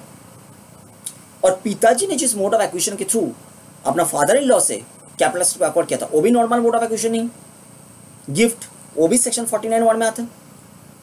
और पिताजी के जो फादर इन लॉ है वो भी नॉर्मल मोड ऑफ एक्विजिशन के थ्रू एक्वायर नहीं किया था, उनको भी मिला था अपना पिताजी से, पिताजी का डेथ होने में। पिताजी का डेथ होने में पिताजी का प्रॉपर्टी उनके पास आ गया था इनहेरिटेंस के थ्रू। तो यहाँ पे बेटा के पास जब आया था पिताजी से वो भी नॉर्मल मोड ऑफ एक्विजिशन नहीं था, पिताजी के पास जब आया था अपना फादर इन लॉ से वो भी नॉर्मल मोड ऑफ एक्विजिशन नहीं था, और फादर इन लॉ के पास जब आया था फादर इन लॉ का पिताजी से वो भी नॉर्मल मोड ऑफ एक्विजिशन नहीं था। और फादर इन लॉ का जो पिताजी था, मतलब पिताजी का फादर इन लॉ का जो पिताजी था, उन्होंने उसको मान लो मार्केट से परचेज किया था, तो उन्होंने नॉर्मल मोड ऑफ एक्विजिशन के थ्रू परचेज किया था। तो इसलिए बेटा के लिए पिताजी is not the previous owner, पिताजी का father in law is not the previous owner, father in law का पिताजी is the previous owner for बेटा। बात समझ में आ रहा है? पिताजी का जो फादर इन लॉ है, पिताजी का father in law is not the previous owner, ना तो पिताजी प्रीवियस ओनर है ना तो पिताजी का फादर इन लॉ है, ना तो पिताजी का फादर इन पिताजी का फादर इन लॉ का जो फादर है वो प्रीवियस ओनर, क्योंकि उन्होंने नॉर्मल मोड ऑफ एक्विजिशन के थ्रू मार्केट से एक्वायर किया था। यहां बात क्लियर होगी? अगर हमने आपके लिए यहां दिखाएंगे, देखो, तो हम पिक्चर के थ्रू आपके सामने प्रेजेंट करेंगे। देखिए, हम राइट हैंड साइड की तरफ ले रहे हैं सन। सन ने कैपिटल एसेट को एक्वायर किया,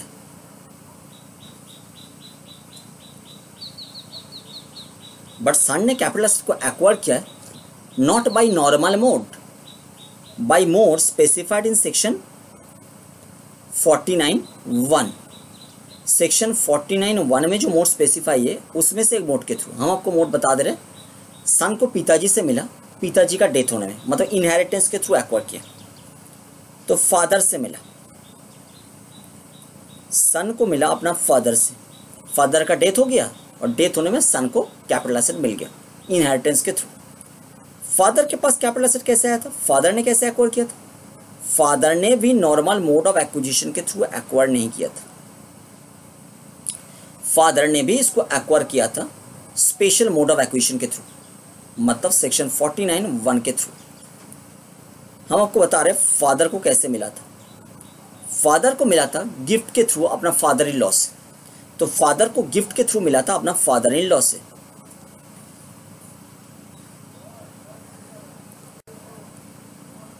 अपना फादर इन लॉ से मिला था। अच्छा, फादर इन लॉ के पास कैसे आया था? फादर इन लॉ ने भी नॉर्मल मोड ऑफ एक्विजिशन के थ्रू एक्वायर नहीं किया है, फादर इन लॉ ने भी इसको एक्वायर किया है स्पेशल मोड ऑफ एक्विजिशन के थ्रू, मतलब सेक्शन 49(1) में जो है उनके थ्रू। फादर इन लॉ को कैसे मिला? फादर इन लॉ को मिला था अपना फादर से, फादर का डेथ होने में, इनहेरिटेंस के थ्रू। देखो समझ लो, फादर का डेथ होने में फादर इन लॉ को इनहेरिटेंस के थ्रू कैपिटल एसेट मिल गया था, फिर वही कैपिटल एसेट को फादर इन लॉ ने फादर को गिफ्ट किया था। किसका फादर? सन का फादर को। समझना पड़ेगा, यहाँ पे फादर फादर बार बार आ रहा है, किसका फादर? चलो पहले चार्ट को कंप्लीट करते हैं, उसके बाद आ रहा है। और फादर इन लॉ का जो फादर है उन्होंने एक्वायर किया था नॉर्मल मोड ऑफ एक्विजिशन के थ्रू, सेलर से फादर ने एक्वायर किया था। और एक्वायर करने के लिए मोड क्या था? परचेज। बात समझ में आया? तो सेलर से फादर ने परचेज किया था, सन को मिला अपना फादर से। कैसे मिला? इनहेरिटेंस के थ्रू। फादर का डेथ हो गया, फादर का डेथ होने में सन को इनहेरिटेंस के थ्रू कैपिटल एसेट मिल गया। और फादर को कैसे मिला था? फादर को गिफ्ट के थ्रू मिला था। यहां हम लिख रहे हैं डेथ, यहां हम लिख रहे हैं गिफ्ट,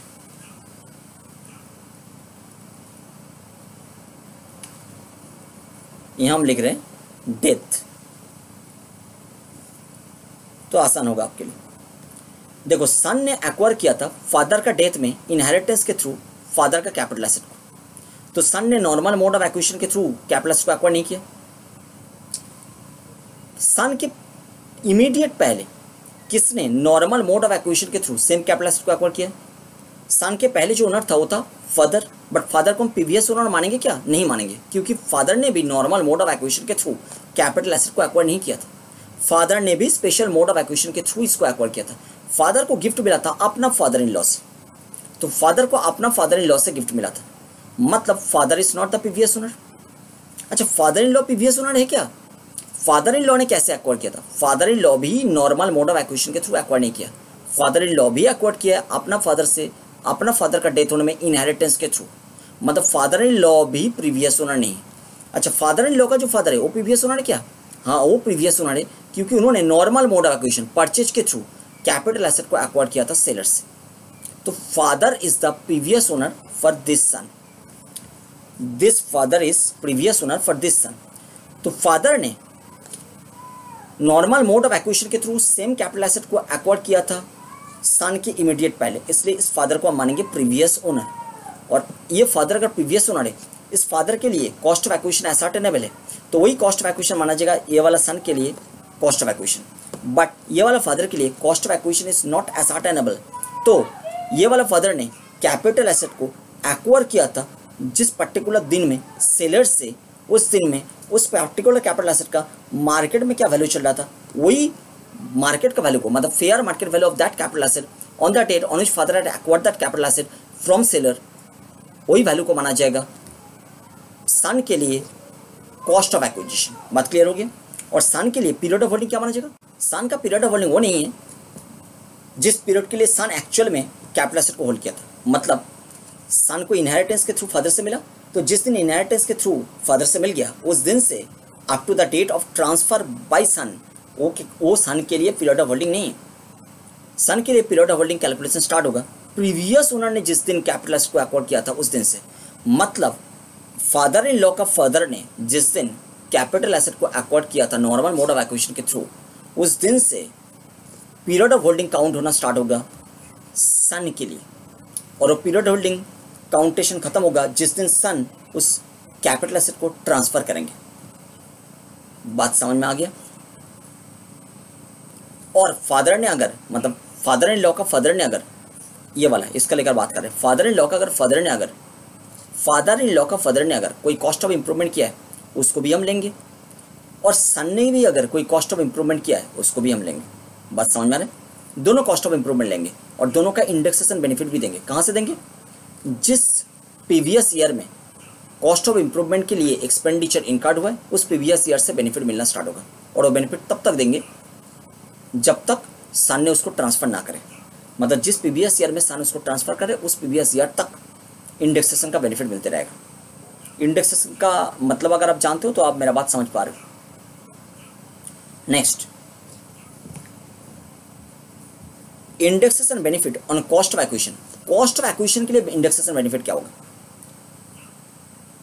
अगर आपको लग रहा है सर पीरियड ऑफ होल्डिंग अब जब कैलकुलेट कर रहे थे तब पीरियड ऑफ होल्डिंग तो आप ले रहे थे, पीरियड ऑफ होल्डिंग अब तो आप ले रहे प्रीवियस ओनर ने जिस दिन एक्वायर किया था उस दिन से, तो इंडेक्सेशन का बेनिफिट भी उस दिन से दे दो। नहीं, क्योंकि इंडेक्सेशन का लिए जो पॉइंट था सेक्शन 48 अगर देखोगे, इंडेक्सेशन के लिए जो पॉइंट था वो बताया था करंट ओनर ने जब कैपिटल एसेट को फर्स्ट हेल्ड किया उस दिन से इंडेक्सेशन बेनिफिट दिया जाएगा। करंट ओनर ने फर्स्ट जब कैपिटल एसेट को हेल्ड किया है वहां से इंडेक्सेशन बेनिफिट देना स्टार्ट होगा कॉस्ट ऑफ एक्विजिशन के रेस्पेक्ट में। बात समझ में आ रहा है? कॉस्ट ऑफ एक्विजिशन के रेस्पेक्ट में इंडेक्सेशन बेनिफिट हम उस प्रीवियस ईयर से देंगे जिस प्रीवियस ईयर में करंट ओनर ने फर्स्ट एसेट को हेल्ड किया था। मतलब इंडेक्सेशन का बेनिफिट उस पीरियड से नहीं मिलेगा जिस पीरियड में कैपिटल एसेट होल्ड कर रहे थे प्रीवियस ओनर ने। इंडेक्सेशन का बेनिफिट करंट ओनर का पीरियड जब से स्टार्ट हो रहा है तब से देना स्टार्ट होगा कॉस्ट ऑफ एक्विजिशन के रेस्पेक्ट में। बट नीचे केस दिया हुआ देखो, in case of CIT versus Manjula J Shah, इस केस में दूसरा कुछ बताया गया है। Honourable high court has held that index benefit is available from the year in which asset was acquired by the previous owner. Previous owner ने जिस particular previous year से एसेट को एक्वायर्ड किया था, जिस पर्टिकुलर प्रीवियस ईयर में asset को acquired किया था, उस प्रीवियस ईयर से इंडेक्सेशन का बेनिफिट देना स्टार्ट होगा।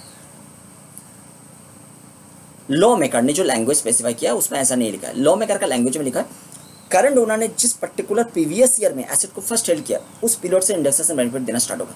बट मंजुला जे शाह के केस में बॉम्बे हाई कोर्ट का जजमेंट है कि प्रीवियस ओनर ने जिस पीरियड में एसेट को एक्वायर्ड किया था उस पीरियड से इंडेक्सेशन बेनिफिट देना स्टार्ट करेंगे करंट ओनर को। बात समझ में आ रहा है? तो इसको लेकर जब हम प्रैक्टिकल प्रॉब्लम का सलूशन करेंगे तो दोनों को हम आपको दिखा देंगे कि दोनों में आंसर में कैसे डिफरेंस आएगा और एग्जाम में कैसे प्रेजेंट करेंगे। बात क्लियर है यहाँ तक? अभी हम जो उदाहरण प्रैक्टिकल आपके सामने रखा था उसको एक बार स्टडी करेंगे और रिगोरसली, तब इंडेक्सेशन बेनिफिट का मैटर आपको समझ में आ जाएगा। देखो सबसे पहले देखो, सन ने इनहेरिटेंस के थ्रू फादर का प्रॉपर्टी एक्वायर किया था। कौन सा डेट में एक्वायर किया था सन ने? हम आपको डेट बता रहे हैं। मान लो सन ने एक्वायर किया था इनहेरिटेंस के थ्रू फादर का प्रॉपर्टी को 15 मई 2015 के डेट में।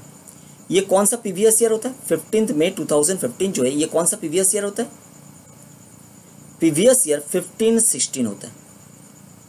तो 15-16 प्रीवियस ईयर में सन ने इनहेरिटेंस के थ्रू फादर का प्रॉपर्टी एक्वायर किया था। वही सन जाके बाद में उस प्रॉपर्टी को ट्रांसफर कर रहे हैं। किसको ट्रांसफर कर रहे? परचेजर को ट्रांसफर कर रहे हैं। ट्रांसफर कर रहे परचेजर को, और परचेजर को ट्रांसफर कर रहे 19 सितंबर 2019 के डेट में। ये कौन सा प्रीवियस ईयर होता है? 1920 प्रीवियस ईयर होता है। तो 1920 प्रीवियस ईयर में सन ने कैपिटल एसेट को ट्रांसफर कर रहे, प्रॉपर्टी को, जिसको हम प्रॉपर्टी बोल रहे हैं, कैपिटल एसेट को ट्रांसफर कर रहे। तो सन 1920 प्रीवियस ईयर में कैपिटल एसेट ट्रांसफर करे। तो 1920 प्रीवियस ईयर में सन के बुक्स में कैपिटल गेन का कैलकुलेशन होगा। तो 1920 प्रीवियस ईयर में अगर सन का बुक्स में कैपिटल गेन का कैलकुलेशन होगा उस टाइम में कॉस्ट ऑफ एक्विजिशन का जरूरत पड़ेगा। तो हमने कॉस्ट ऑफ एक्विजिशन क्या लेंगे? कॉस्ट ऑफ एक्विजिशन लेंगे प्रीवियस ओनर का जो कॉस्ट ऑफ एक्विजिशन था। ये तो मैटर क्लियर है। नंबर 2, एसेट का नेचर डिटरमाइन करना पड़ेगा, क्योंकि एसेट का नेचर के ऊपर डिपेंड करके कैलकुलेशन में थोड़ा चेंजेस आता है। एसेट शॉर्ट टर्म होने में हम कॉस्ट ऑफ एक्विजिशन को कॉस्ट ऑफ इंप्रूवमेंट को लेस करते हैं, बट एसेट अगर लॉन्ग टर्म होता है तो index cost of acquisition index cost of improvement को लेस करते हैं। मतलब कॉस्ट ऑफ एक्विजिशन को इंडेक्सेशन करना पड़ता है, राइट? तो पीरियड ऑफ होल्डिंग डिटरमाइन कैसे करेंगे? पीरियड ऑफ होल्डिंग कहाँ से आप डिटरमाइन करोगे? तो आपको लग रहा है सर पीरियड ऑफ होल्डिंग तो होगा ऐसा, आपने पढ़ लिया है इसलिए आप जानते हो, नहीं तो ऐसा लगेगा ना कि पीरियड ऑफ होल्डिंग होगा 15 मई 2015 का डेट से 18 सितंबर 2019 तक, ये होगा पीरियड ऑफ होल्डिंग। बट ऐसा नहीं होगा, आप जानते हो। अब मुझे पूछोगे कि सर पीवीएस ओनर ने प्रॉपर्टी को कब एक्वायर किया था। पीवीएस ओनर का मतलब फादर इन लॉ का फादर। फादर इन लॉ का फादर हम आपको बता रहे प्रॉपर्टी को एक्वायर किया था। ये जो फादर इन लॉ का फादर है, इन्होंने एक्वायर किया था प्रॉपर्टी को सेलर से, मान लो 2 फरवरी 1902 में। क्लियर? मतलब ये कौन सा पीवीएस ईयर है? PVS year 1902-3। बात क्लियर? तो अब बताओगे सर पीरियड ऑफ होल्डिंग यहां से ले लो, तो आपका हिसाब से पीरियड ऑफ होल्डिंग कहां से होना चाहिए? आपका हिसाब से पीरियड ऑफ होल्डिंग होना चाहिए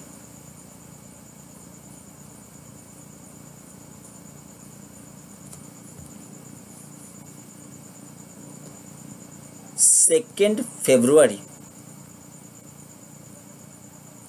1902 से 18 सितंबर 2019 तक। मतलब पीरियड ऑफ होल्डिंग 15 मई 2015 से कैलकुलेशन नहीं होगा, 2 फरवरी 1902 से कैलकुलेशन होगा। और इंडेक्सेशन कैसे करें? इंडेक्सेशन का मतलब क्या है बताओ? इंडेक्सेशन का मतलब हम लोग इंडेक्स कॉस्ट ऑफ एक्विजिशन को कैलकुलेट कर। कैलकुलेशन कैसे होते हैं? Cost of acquisition multiplied by CII of, कौन सा ईयर लेंगे बताओ? आप बोलोगे सर करंट ओनर ने कैपिटल एसेट को जब फर्स्ट हेल्ड किया था, क्योंकि यहां पे लिखा हुआ था करंट ओनर ने फर्स्ट जब हेल्ड किया था कैपिटल एसेट को, यहां प्रॉपर्टी लिखा है, प्रॉपर्टी का मतलब कैपिटल एसेट। करंट ओनर ने फर्स्ट टाइम जब कैपिटल एसेट को हेल्ड किया था जिस पर्टिकुलर पीवीएस ईयर में, उस पीवीएस ईयर से इंडेक्सेशन का बेनिफिट देंगे। मतलब करंट ओनर ने वो पर्टिकुलर कैपिटल एसेट को फर्स्ट टाइम हेल्ड किया था 15 मई 2015 के डेट में, मतलब 15-16 पीवीएस ईयर में, तो CII ऑफ 15-16 देना पड़ेगा, बेस बनाना पड़ेगा CII ऑफ 15-16 को। और हम ऊपर में लेंगे CII of transferred year. Transferred year का मतलब क्या होता है? कौन से ईयर में ट्रांसफर हो रहे? Previous year 1920। बट अगर मंजुला जे शाह का केस फॉलो करेंगे तो CII ऑफ 15-16 ले नहीं पाएंगे। वहां क्या लिखा है? वहां लिखा हुआ है CII ऑफ पीवीएस ओनर ने जिस पर्टिकुलर पीवीएस ईयर में एसेट को फर्स्ट हेल्ड किया था वो ले लो। मतलब लेना पड़ेगा 2 फरवरी 1902 का डेट, मतलब CII ऑफ 1902-3 और CII ऑफ कौन सा? 2001-2, whichever is later।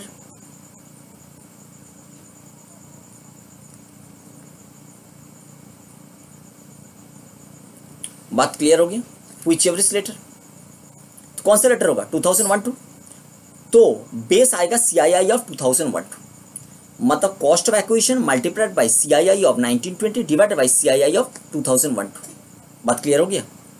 तो इसके बारे में हम बता रहे थे कि indexation benefit cost of acquisition के रेस्पेक्ट में अगर मंजुला जे शाह का केस फॉलो करेंगे तो कैसे कैलकुलेशन करेंगे, और मंजुला जे शाह का केस फॉलो नहीं करेंगे तो कैसे हम कैलकुलेशन करेंगे। बात यहां तक क्लियर है? सेक्शन 49 सबसेक्शन 1 का प्रोविजन का एनालिसिस हमने एंड किया है। अभी स्टार्ट करेंगे सेक्शन 49 सबसेक्शन 2 का प्रोविजन का एनालिसिस। सेक्शन 49 सबसेक्शन 2 का प्रोविजन का एनालिसिस स्टार्ट करने के पहले एक इंफॉर्मेशन आपको बता रहे।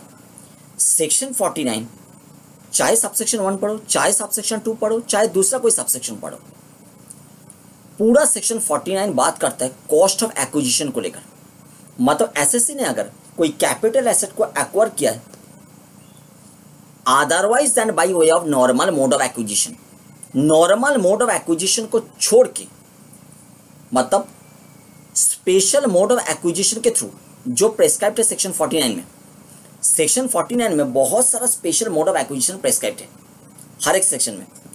अगर एसएससी ने कोई एक पर्टिकुलर कैपिटल एसेट को एक्वायर किया है सेक्शन 49 का दिया हुआ कोई स्पेशल मोड ऑफ एक्विजिशन के थ्रू, तो एसएससी के लिए वो पर्टिकुलर कैपिटल एसेट का कॉस्ट ऑफ एक्विजिशन क्या होगा वो पता करने के लिए सेक्शन 49 का अलग अलग सबसेक्शन हम लोगों को गाइड कर रहे हैं, अलग अलग स्पेशल मोड ऑफ एक्विजिशन के रेस्पेक्ट में। सेक्शन 49 सबसेक्शन 1 में कुछ मोड ऑफ एक्विजिशन आपने देख लिया, वो सारा मोड ऑफ एक्विजिशन के रेस्पेक्ट में कैसे कॉस्ट ऑफ एक्विजिशन डिटरमाइन होगा वो आपने लर्न किया है। अभी हम सेक्शन 49 सबसेक्शन 2 पढ़ेंगे, उसमें भी एक स्पेशल मोड ऑफ एक्विजिशन देखेंगे।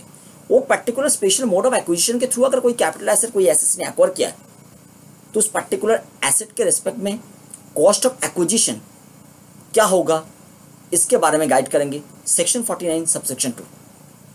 तो जितना भी सबसेक्शन हम पढ़ेंगे सेक्शन 49 के अंडर वो सब में अलग अलग special mode of acquisition specified है, और वही स्पेशल मोड ऑफ एक्विजिशन के थ्रू अगर कोई कैपिटल एसेट एक्वायर्ड हुआ है, एसएससी ने कोई कैपिटल एसेट को एक्वायर किया है, तो एसएससी का कॉस्ट ऑफ एक्विजिशन क्या हम मानेंगे उसके बारे में गाइड करेंगे वो पर्टिकुलर सबसेक्शन।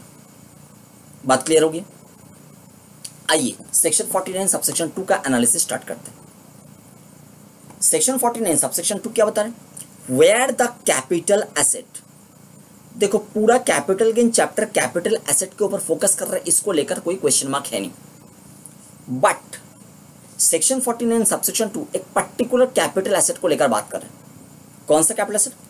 शेयर और shares in an amalgamated company which is an Indian company became the property of the SSC in consideration of a transfer referred to in clause 7 of section 47। तो section number 47 clause number 7 इसके through हम लोगों को एक special mode of acquisition के respect में पता चलेगा, और वो स्पेशल मोड ऑफ एक्विजिशन के थ्रू अगर कैपिटल एसेट एक्वायर्ड हुआ है तो कॉस्ट ऑफ एक्विजिशन क्या होगा उसके बारे में ये लास्ट 2 लाइन है। देखो लिखा है कॉस्ट ऑफ एक्विजिशन। बात क्लियर है? तो चलो सेक्शन 47 क्लॉज नंबर 7 को समझते हैं। Red with section number 49 subsection 2। एक एसएससी का नाम को हम यहां पे चूज करते हैं। मान लो मेरा केस में mister x is the assessee, mister x को हम एसएससी चूज करें। 2 कंपनी ले रहे हैं, एक ए लिमिटेड दूसरा बी लिमिटेड। मिस्टर एक्स के पास कुछ एक्स्ट्रा पैसा पड़ा हुआ था और उन्होंने वो एक्स्ट्रा पैसा को इन्वेस्ट कर दिया ए लिमिटेड नाम का कंपनी का शेयर खरीदने में। तो मिस्टर एक्स कौन बन गया? मिस्टर एक्स बन गया share holder of A limited.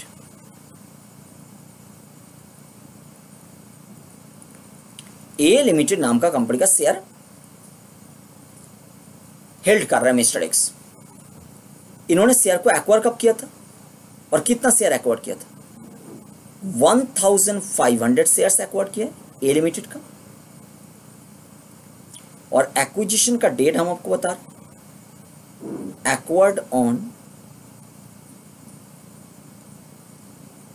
7 जुलाई 2007। मतलब कौन सा प्रीवियस ईयर? 7 जुलाई 2007 जो है कौन सा प्रीवियस ईयर है?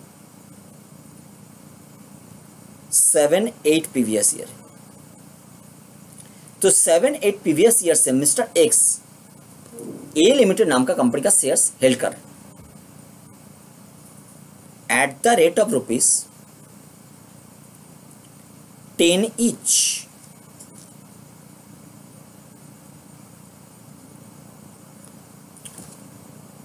$1,500 शेयर्स इन्होंने एक्वायर किया था, एक शेयर ₹10 देकर एक्वायर किया था। मतलब टोटल में इनका कितना पैसा लगा था? 15,000 रुपया इन्होंने इन्वेस्ट किया था ए लिमिटेड नाम का कंपनी का शेयर्स में। तो मिस्टर एक्स के लिए कॉस्ट ऑफ एक्विजिशन क्या था ए लिमिटेड नाम का कंपनी का शेयर्स के रिस्पेक्ट में? ए लिमिटेड नाम का कंपनी का जो शेयर्स है मिस्टर एक्स के हाथ में वो कैपिटल एसेट है। मिस्टर एक्स के लिए ए लिमिटेड नाम का कंपनी का जो शेयर्स है वो मिस्टर एक्स के लिए कैपिटल एसेट है, और इस पर्टिकुलर कैपिटल एसेट का कॉस्ट ऑफ एक्विजिशन कितना है? आप बोलोगे sir 15,000। Very good.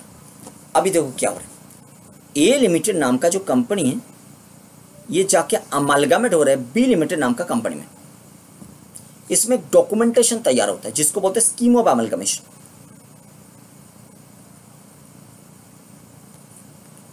Scheme of amalgamation.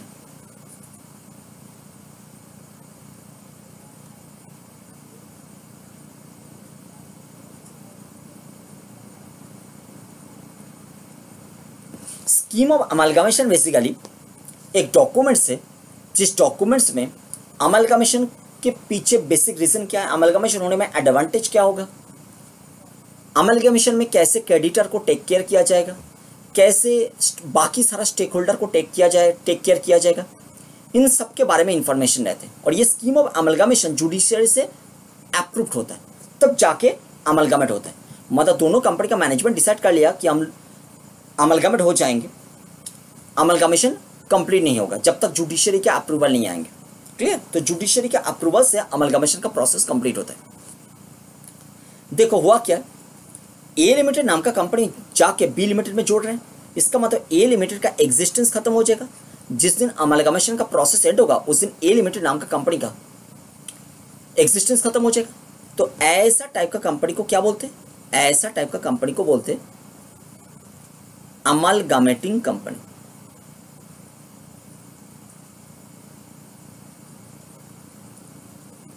Amalgamating company.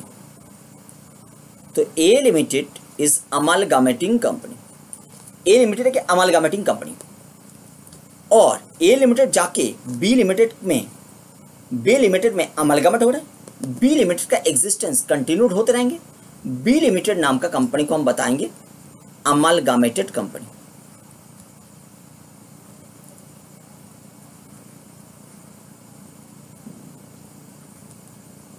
और आपने देख लिया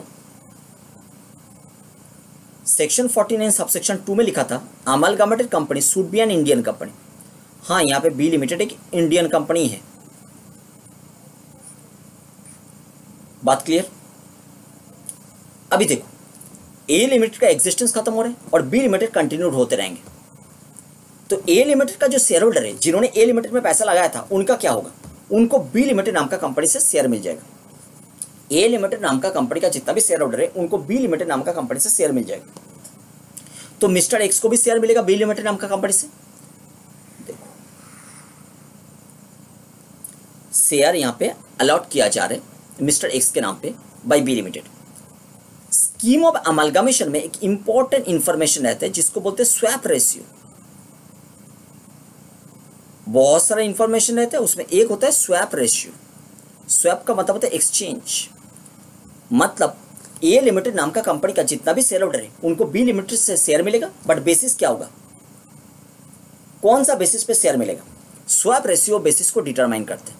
मान लो ये स्कीम ऑफ अमलगमेशन जो है, जिसके थ्रू ए लिमिटेड अमलगमेट हो रहा है बी लिमिटेड में, उसमें स्वैप रेशियो डिटरमाइन हुआ है 3:1। मतलब ए लिमिटेड नाम का कंपनी का अगर 3 शेयर हेल्ड कर रहा है कोई एक पर्टिकुलर शेयर होल्डर, उनको बी लिमिटेड से 1 शेयर मिलेगा। बात समझ में आ गया? Exchange ratio. ए लिमिटेड का 3 शेयर हेल्ड करने में बी लिमिटेड से 1 शेयर मिल जाएगा, क्योंकि ए लिमिटेड का एग्जिस्टेंस खत्म हो गया, वो 3 शेयर का कोई वैल्यू है नहीं, तो उन 3 शेयर के रेस्पेक्ट में 1 शेयर मिल जाएगा बी लिमिटेड से। आप मुझे बताओ मिस्टर एक्स को कितना शेयर मिलेगा बी लिमिटेड नाम का कंपनी से? आप बोलोगे सर मिस्टर एक्स ने 1500 शेयर सेल कर रहे हैं बी लिमिटेड का, और 3 शेयर के रेस्पेक्ट में 1 शेयर मिलेगा, मतलब 1/3। इसका मतलब हो जाएगा 500 शेयर्स मिलेगा मिस्टर एक्स को बी लिमिटेड से। और ये सब शेयर कब अलॉट किया जा रहा है हम आपको बता रहे हैं। स्कीम ऑफ अमलगमेशन कंप्लीट हो रहा है, उसमें ही अलॉटमेंट होगा। मानो कि 5 मई 2015 के डेट में ये शेयर एक्वायर्ड कर रहे मिस्टर एक्स बी लिमिटेड से, मतलब बी लिमिटेड अलॉट कर रहे हैं मिस्टर एक्स को। बात क्लियर? तो मिस्टर एक्स के पास आज के डेट में क्या है? बी लिमिटेड नाम का कंपनी का 500 शेयर्स है। मिस्टर एक्स जाके यही शेयर्स को ट्रांसफर कर रहे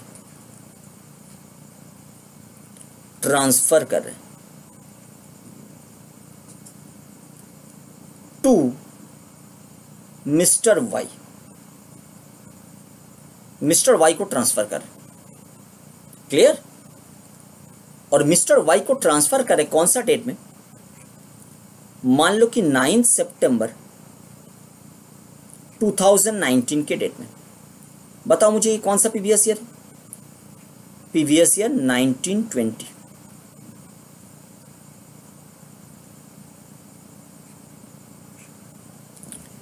और ये जो 5 मई 2015 के डेट में बी लिमिटेड से शेयर एक्वायर किया था मिस्टर एक्स, ये कौन सा प्रीवियस ईयर था, ये था प्रीवियस ईयर 2015-16। अगर मिस्टर वाई को मिस्टर एक्स शेयर ट्रांसफर करें तो जो वैल्यू में ट्रांसफर करेंगे वही हो जाएगा full value of consideration. Mister X के बुक्स में कैपिटल गेन का कैलकुलेशन होगा, तो फुल वैल्यू ऑफ कंसिडरेशन से हम लोग एक्सपेंडिचर वगैरह, कॉस्ट ऑफ एक्विजिशन वगैरह लेस करेंगे। तो मिस्टर एक्स के लिए कॉस्ट ऑफ एक्विजिशन क्या मानोगे, मिस्टर एक्स ने बी लिमिटेड से जब शेयर को एक्वायर किया था 15-16 प्रीवियस ईयर में, एक पैसा भी पे नहीं किया, 500 शेयर्स उनको मिल गया था। तो ये 500 शेयर्स के रेस्पेक्ट में कॉस्ट ऑफ एक्विजिशन कितना आप मानोगे मिस्टर एक्स की बुक्स में। आप बोलोगे सर इनका तो कोई कॉस्ट ऑफ एक्विजिशन है ही नहीं, क्योंकि मिस्टर एक्स ने नॉर्मल मोड्स ऑफ एक्विजिशन के थ्रू शेयर्स को एक्वायर नहीं किया था, ये एक स्पेशल मोड ऑफ एक्विजिशन के थ्रू शेयर को एक्वायर किया था, जिसके बारे में section 49 subsection 2 read with section 47 clause number 7 में लिखा हुआ है।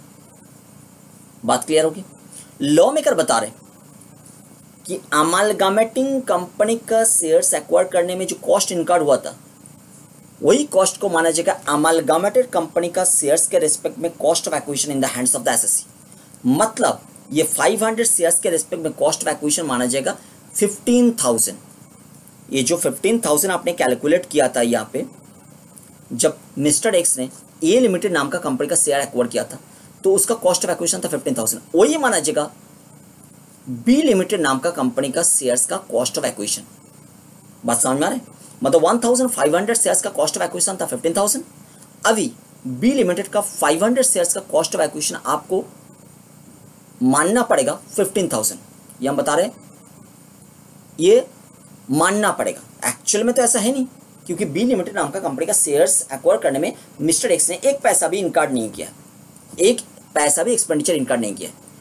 फिर भी ये माना जाएगा कि ए लिमिटेड नाम का कंपनी का शेयर्स एक्वायर करने में जितना कॉस्ट इनकर्ड हुआ था, वही बी लिमिटेड नाम का कंपनी का शेयर्स के रेस्पेक्ट में cost of acquisition in the hands of mister x.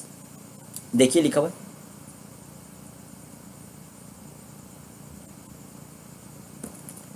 where the capital asset being shares or shares being share or shares in an amalgamated company। तो मेरा एग्जाम्पल में अमलगामेटेड company मतलब कौन है, मेरा एग्जाम्पल में बी लिमिटेड न्यू कंपनी जिसको हम बता रहे हैं, which is an Indian company became the property of the asset in consideration of a transfer referred to in clause 7 of section 47। cost of acquisition of the asset shall be deemed माना जाएगा, shall be deemed to be the cost of acquisition to him of the shares in the amalgamating company, मतलब A limited. तो A limited का shares के respect में जो cost of acquisition था, वही माना जाएगा बी लिमिटेड नाम का कंपनी का शेयर्स का कॉस्ट ऑफ एक्विजिशन। नीचे एनालिसिस को एक बार देख लेते हैं। आओ, cost of acquisition of shares in amalgamated company मतलब न्यू कंपनी। यहाँ पे अमलगामेटेड कंपनी को हमने डिनोट किया न्यू कंपनी से, बिकॉज उसका एग्जिस्टेंस कंटिन्यूड होते रहेंगे, और जिसका एग्जिस्टेंस खत्म हो गया उनको हम बताएंगे old company.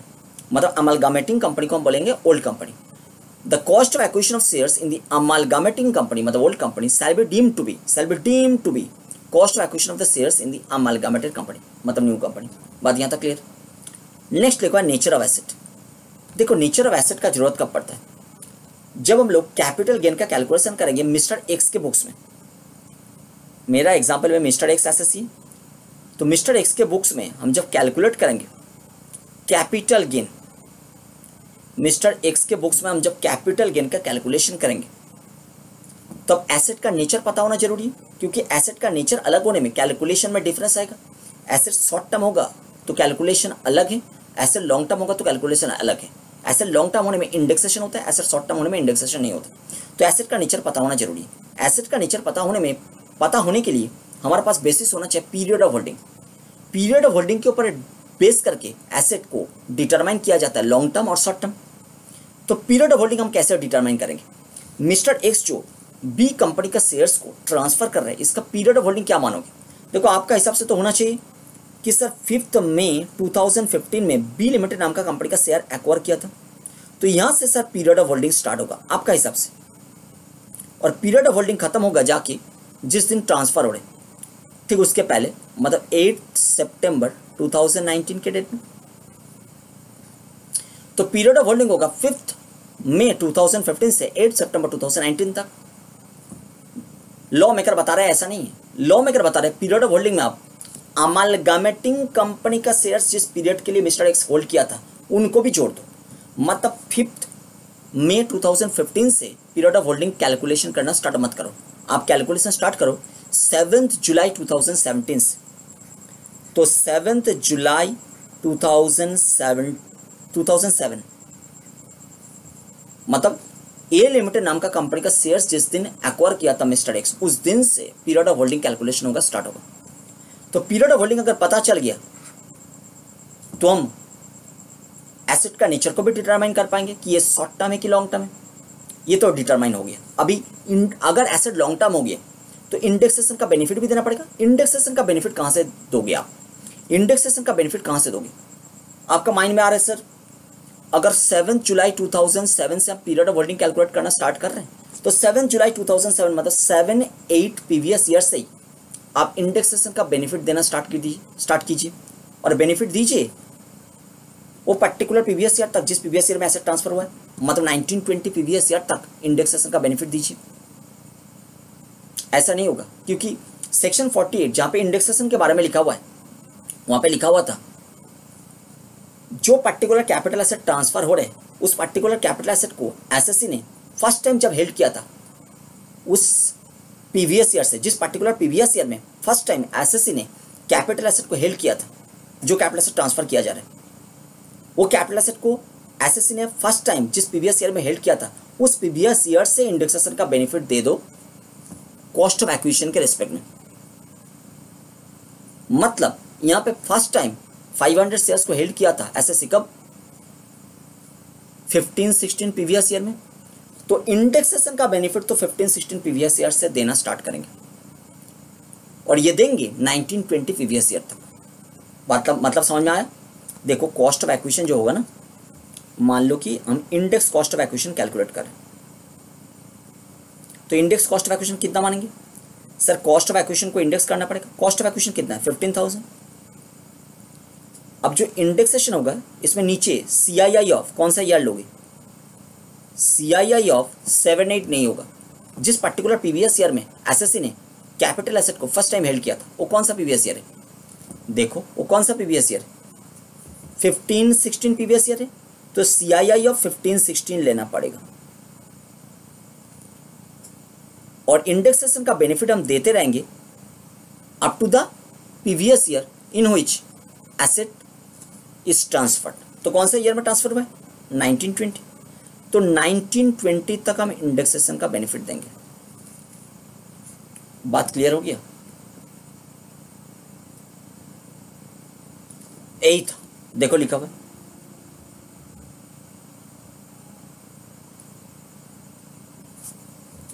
indexation benefits shall be available from the year in which shares of amalgamated company were acquired by the SSC। अच्छा यहाँ पे जो नेचर ऑफ एसेट है ना, यहाँ पे जो अमलगामेटिंग कंपनी लिखा हुआ है ये न्यू लिखा हुआ है, इसको आप ओल्ड बना दो क्योंकि अमलगामेटिंग कंपनी मतलब ओल्ड कंपनी। तो आपको सारा हमने बता दिया है कैसे कौन सा बेसिस पे कैलकुलेशन करना पड़ेगा। अगर मंजुला जे शाह का केस भी यहाँ पे कोई अप्लाई करेंगे तो इंडेक्सेशन का बेनिफिट 7-8 से देना स्टार्ट करेंगे क्योंकि मंजुला जे शाह के केस में दूसरा ही कुछ बताया गया था, क्लियर। बट वो यहाँ पे अप्लाई करने का कॉन्टेक्स्ट नहीं है, वो जहाँ पे अप्लाई करने का कॉन्टेक्स्ट था वो हमने बता दिया सेक्शन 49 सबसेक्शन 1 के रिस्पेक्ट में। तो सेक्शन 49 सबसेक्शन 1 का भी जब स्टडी किया था, जब हम बता रहे थे कि कैसे हम इंडेक्सेशन का बेनिफिट देंगे, उसमें भी यही सारा बात आया था, क्लियर। अभी नेक्स्ट हम लोग देखेंगे, नेक्स्ट मतलब सेक्शन 49 सबसेक्शन 2A को स्टडी करेंगे। अभी हम स्टार्ट करेंगे सेक्शन 49 सबसेक्शन 2A का प्रोविजन का analysis. Section 49 subsection 2A, but आप जानते हो पूरा सेक्शन 49 ही बात करते हैं कॉस्ट ऑफ एक्विजिशन के रेस्पेक्ट में।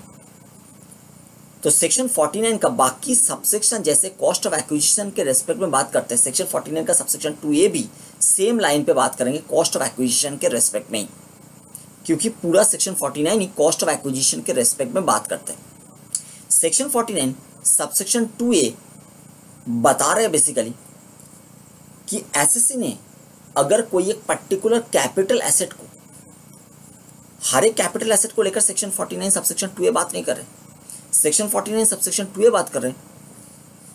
एसएससी ने अगर कोई एक पर्टिकुलर कैपिटल एसेट को एक्वायर किया है एक particular special mode of acquisition के थ्रू, तो उस पर्टिकुलर कैपिटल एसेट का cost of acquisition apparently determine करना पॉसिबल नहीं हो रहा है, तो उस पर्टिकुलर कैपिटल एसेट का कॉस्ट ऑफ एक्विजिशन एसएससी के लिए हम क्या मानेंगे, इसके रेस्पेक्ट में गाइड करेंगे सेक्शन 49 सबसेक्शन 2A। देखिए डिस्कशन को, where the capital asset, same बात है जैसे पूरा कैपिटल गेन चैप्टर फोकस करते हैं कैपिटल एसेट के ऊपर, सेक्शन 49 सबसेक्शन 2A भी फोकस कर रहे हैं कैपिटल एसेट के ऊपर, बट एक स्पेशल टाइप का कैपिटल एसेट के ऊपर। कौन सा टाइप का capital asset? Being a share और डिवेंचर ऑफ ए कंपनी। तो यहाँ पे कैपिटल एसेट का मतलब हो गया शेयर और debenture of a company. But ये शेयर और डिवेंचर को एसएससी ने कैसे एक्वायर किया था? became the property of the SSC in consideration of transfer referred to in clause 10 और clause 10A of section 47। मतलब सेक्शन 47 क्लॉज 10A में जो ट्रांसफर कवर है, जो ट्रांजैक्शन कवर है, जो ट्रांसफर कवर है, उस ट्रांसफर के थ्रू अगर एसएससी ने शेयर और डिवेंचर ऑफ ए कंपनी को एक्वायर किया है, तो शेयर और डिवेंचर का कॉस्ट ऑफ एक्विजिशन एसएससी के लिए हम क्या मानेंगे, उसके बारे में सेक्शन 49 सबसेक्शन 2A गाइड कर रहे हैं। मतलब कॉस्ट ऑफ एक्विजिशन के रेस्पेक्ट में ये दो लाइन आपको फॉलो करना पड़ेगा। पहले दो लाइन जो है वो बैकग्राउंड है और लास्ट जो दो लाइन है वो बेसिकली कॉस्ट ऑफ एक्विजिशन के रेस्पेक्ट में बात कर रहे हैं, जिसके बारे में पता करने के लिए हमने सेक्शन 49 सबसेक्शन 2A का एनालिसिस स्टार्ट किया था।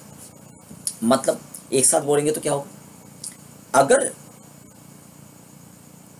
एसएससी ने कोई कंपनी का शेयर और डिवेंचर को एक्वायर किया है, बट वो ट्रांजैक्शन के थ्रू एक्वायर किया है जो ट्रांजैक्शन सेक्शन 47 क्लॉज 10 और क्लॉज 10A में रेफर्ड है। मतलब सेक्शन 47 क्लॉज 10 क्लॉज 10A में जो ट्रांसफर कवर है, उस ट्रांसफर के थ्रू अगर एसएससी ने एक कंपनी का शेयर और डिवेंचर को एक्वायर किया है, तो एसएससी के लिए वो शेयर और डिवेंचर का कॉस्ट ऑफ एक्विजिशन क्या मानेंगे हम लोग।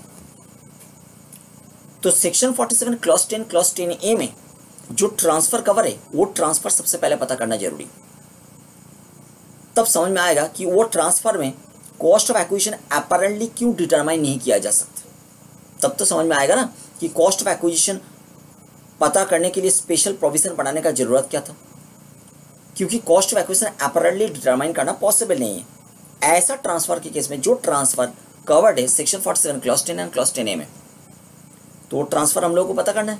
चलिए देखते हैं, आप लोग आ जाइए, हम उदाहरण क्रिएट कर रहे हैं आपके लिए। पहले सेक्शन 47 क्लॉज 10 को लेते हैं,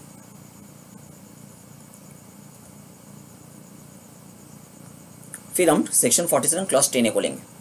सेक्शन 47 क्लॉज 10 बेसिकली बात कर रहे हैं तीन टाइप के एसेट को लेकर। पहले हम लेंगे बॉन्ड और डिवेंचर,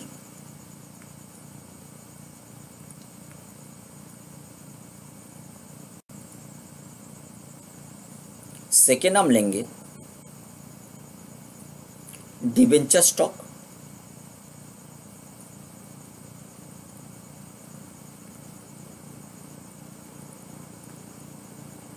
और थर्ड हम लेंगे डिपॉजिट सर्टिफिकेट।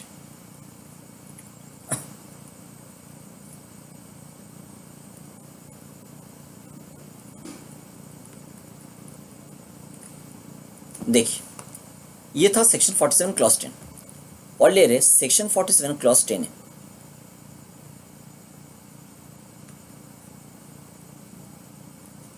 सेक्शन 47 क्लॉज 10 बात कर रहे हैं बॉन्ड को लेकर, बट ये कौन सा बॉन्ड है? वो बॉन्ड जो रेफर्ड है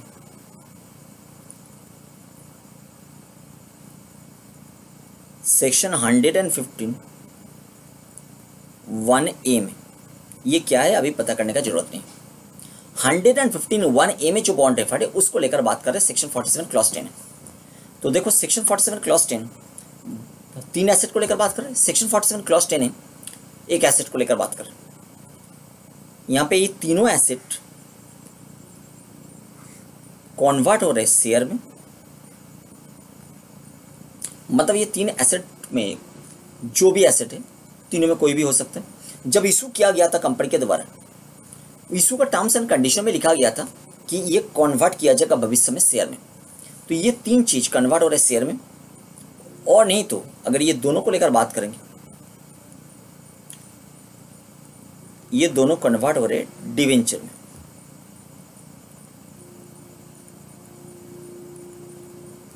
क्लियर। और 47 क्लॉज 2A में, सेक्शन 47 क्लॉज 10A में जो एसेट कवर्ड है बॉन्ड, ये बॉन्ड कन्वर्ट हो रहे शेयर में। क्लियर। मान लीजिए कोई एक पर्टिकुलर एसेट है, मेरे केस में मान लो मिस्टर एक्स ने सेक्शन 47 क्लॉज 10 में जो एसेट रेफर्ड है, नहीं तो सेक्शन 47 क्लॉज 10A में जो एसेट रेफर्ड है, उस एसेट को एक्वायर्ड किया था।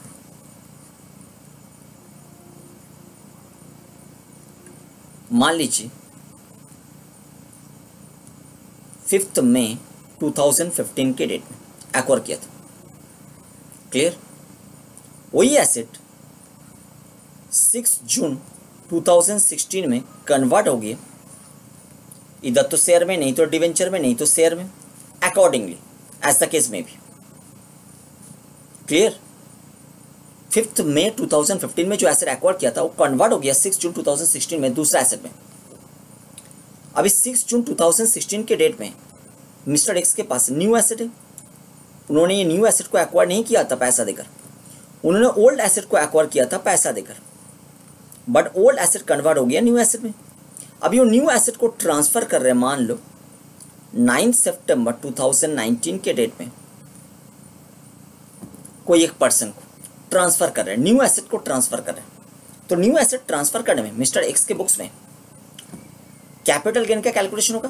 कैपिटल गेन का कैलकुलेशन में कॉस्ट ऑफ एक्विजिशन हम लेस करना पड़ेगा।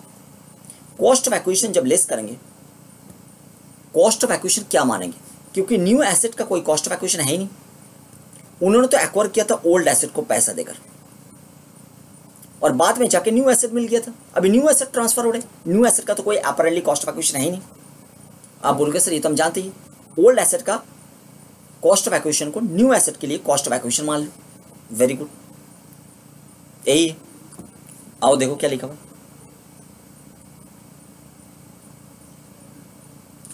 Cost of acquisition of the asset to the asset shall be deemed to be the part of the cost of debenture, debenture stock, bond or deposit certificate in relation to which asset is acquired by the assessee। मतलब old asset को acquire करने में जितना cost incurred हुआ था वही मान लो न्यू एसेट का कॉस्ट।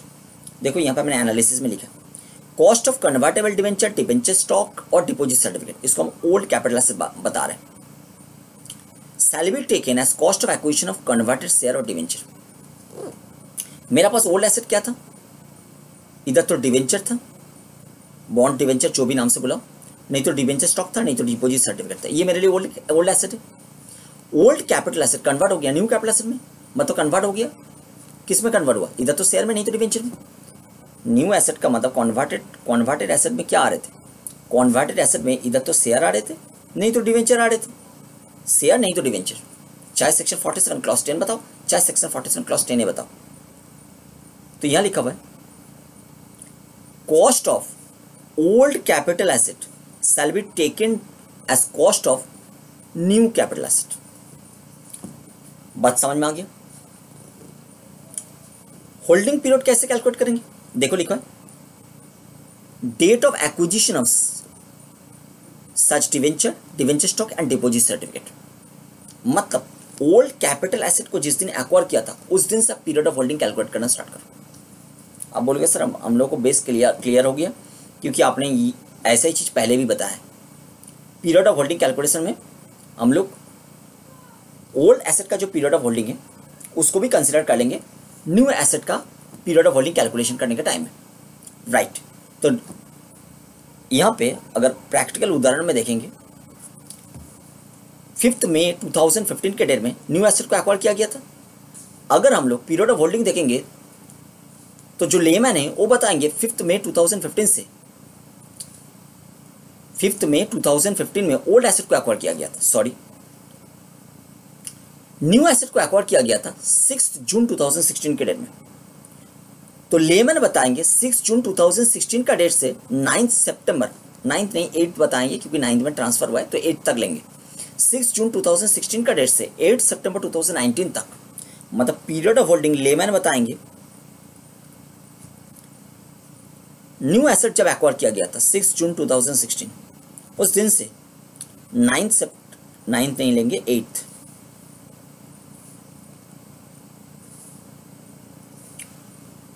8 सितंबर 2019 के डेट तक लेंगे। ये हो जाएगा पीरियड ऑफ होल्डिंग, लेमैन बताएंगे। बट आप एज ए टैक्स एक्सपर्ट क्या बताओगे कि सर ओल्ड एसेट को जब एक्वायर किया गया था उस टाइम से कैलकुलेट करो, मतलब 5 मई 2015 का डेट से पीरियड ऑफ होल्डिंग स्टार्ट होगा, यहाँ से नहीं होगा, और 8 सितंबर 2019 तक पीरियड ऑफ होल्डिंग हम कैलकुलेट करेंगे। क्लियर? और पीरियड ऑफ होल्डिंग का हिसाब से एसेट अगर लॉन्ग टर्म बन गया तो उसका कैपिटल गेन कैलकुलेशन करने का तरीका अलग होगा, और एसेट अगर शॉर्ट टर्म बन गया उसका कैपिटल गेन कैलकुलेट करने का तरीका अलग होगा। राइट, देखिए लिखा है start from the date of acquisition of such debenture stock and deposit certificate, मतलब ओल्ड एसेट। बट इसके बारे में कहाँ लिखा हुआ है? रूल नंबर 8AA में लिखा हुआ है। देखो, जब भी पीरियड ऑफ होल्डिंग को कैलकुलेट करोगे, पीरियड ऑफ होल्डिंग को लेकर प्रोविजन कहाँ स्पेसिफाइड है? हमने सेक्शन 49 सबसेक्शन 1 पढ़ लिया, सेक्शन 49 सबसेक्शन 2 पढ़ लिया, अभी पढ़ रहे हैं section 49 subsection 2A।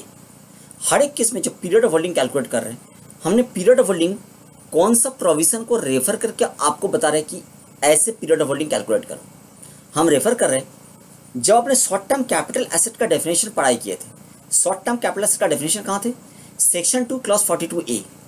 Section 2 clause 42A जब आप स्टडी किए थे शॉर्ट टर्म कैपिटल एसेट का डेफिनेशन, उसमें प्रोवाइसो आ रहे थे और प्रोवाइसो के नीचे एक्सप्लेनेशन आ रहे थे। एक्सप्लेनेशन में जो एक्सप्लेनेशन 1 था, एक्सप्लेनेशन 1 के नीचे जितना भी पॉइंट था, एक्सप्लेनेशन 1 को बेसिकली 2 पार्ट में डिवाइड करके डिस्कस किया गया था। एक रोमन 1, उसके अंदर बहुत सारा पॉइंट आ रहे थे, और दूसरा रोमन 2।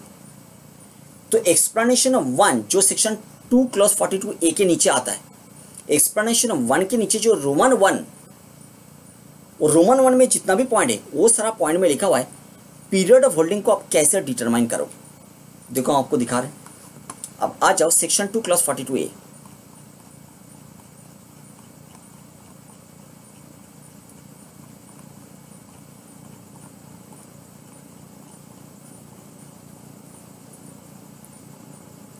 देखिए, this is section 2 clause 42A short term capital asset का डेफिनेशन।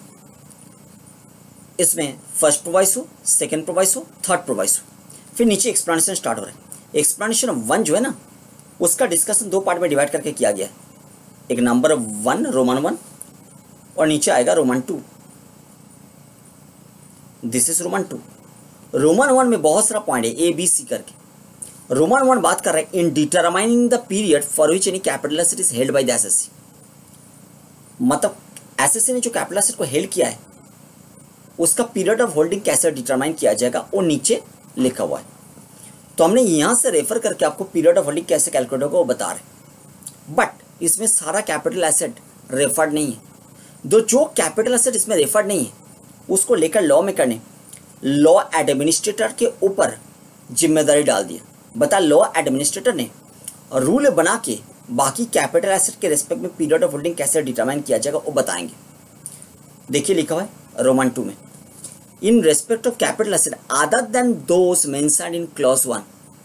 तो एक्सप्लेनेशन 1 में जो क्लॉज 1 था, जिसमें बेसिकली ABC करके बहुत सारा सब क्लॉजेस आ रहे थे, वो सब क्लॉजेस में जो कैपिटल एसेट रेफर्ड है उनका पीरियड ऑफ होल्डिंग कैसे कैलकुलेट होगा वो तो पता चल गया। बट जो सारा कैपिटल एसेट एक्सप्लेनेशन 1 में जो क्लॉज 1 है उसके नीचे जो सब क्लॉजेस है उसमें रेफर नहीं है, उसको लेकर कैसे पीरियड ऑफ होल्डिंग कैलकुलेट करेंगे। बता रहे the period for which any capital asset is held by the assessee shall be determine subject to rules which the board may make in this P board मतलब CBDT मतलब local administrator central board of direct taxes. और यहाँ पे बन गया है rule का नाम है अभी जो देख रहे थे रूल 8AA। आ जाइए रूल 8AA में।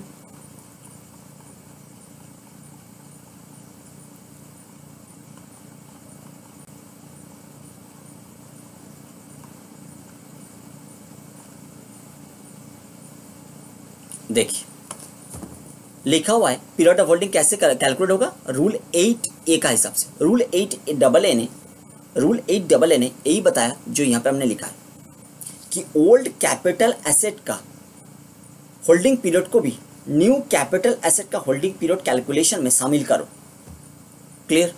फिर इंडेक्सेशन बेनिफिट, आप बोलोगे सर हम जानते ही हैं, क्योंकि इंडेक्सेशन बेनिफिट के रेस्पेक्ट में बताया गया था कि अगर कॉस्ट ऑफ एक्विजिशन के रेस्पेक्ट में इंडेक्सेशन कैलकुलेशन हो रहा है तो जो कैपिटल एसेट ट्रांसफर किया जा रहा है एसएससी के द्वारा, वो कैपिटल एसेट को एसएससी फर्स्ट टाइम जिस प्रीवियस ईयर में हेल्ड किया था उस प्रीवियस ईयर से इंडेक्सेशन का बेनिफिट देना स्टार्ट करेंगे। वही लिखा हुआ है, benefit of indexation shall be available from the date of allotment of new asset. New asset जिस पर्टिकुलर प्रीवियस ईयर से एसएससी ने हेल्ड किया है उस पर्टिकुलर प्रीवियस ईयर से इंडेक्सेशन का बेनिफिट देना स्टार्ट करेंगे। बट ये केवल शेयर के रेस्पेक्ट में। अगर new capital asset is a debenture उसका तो इंडेक्सेशन होता ही नहीं। न्यू कैपिटल एसेट अगर कन्वर्टेड शेयर है तो इंडेक्सेशन का बेनिफिट देंगे। बट अगर new capital asset is converted debenture उसका तो इंडेक्सेशन होता ही नहीं।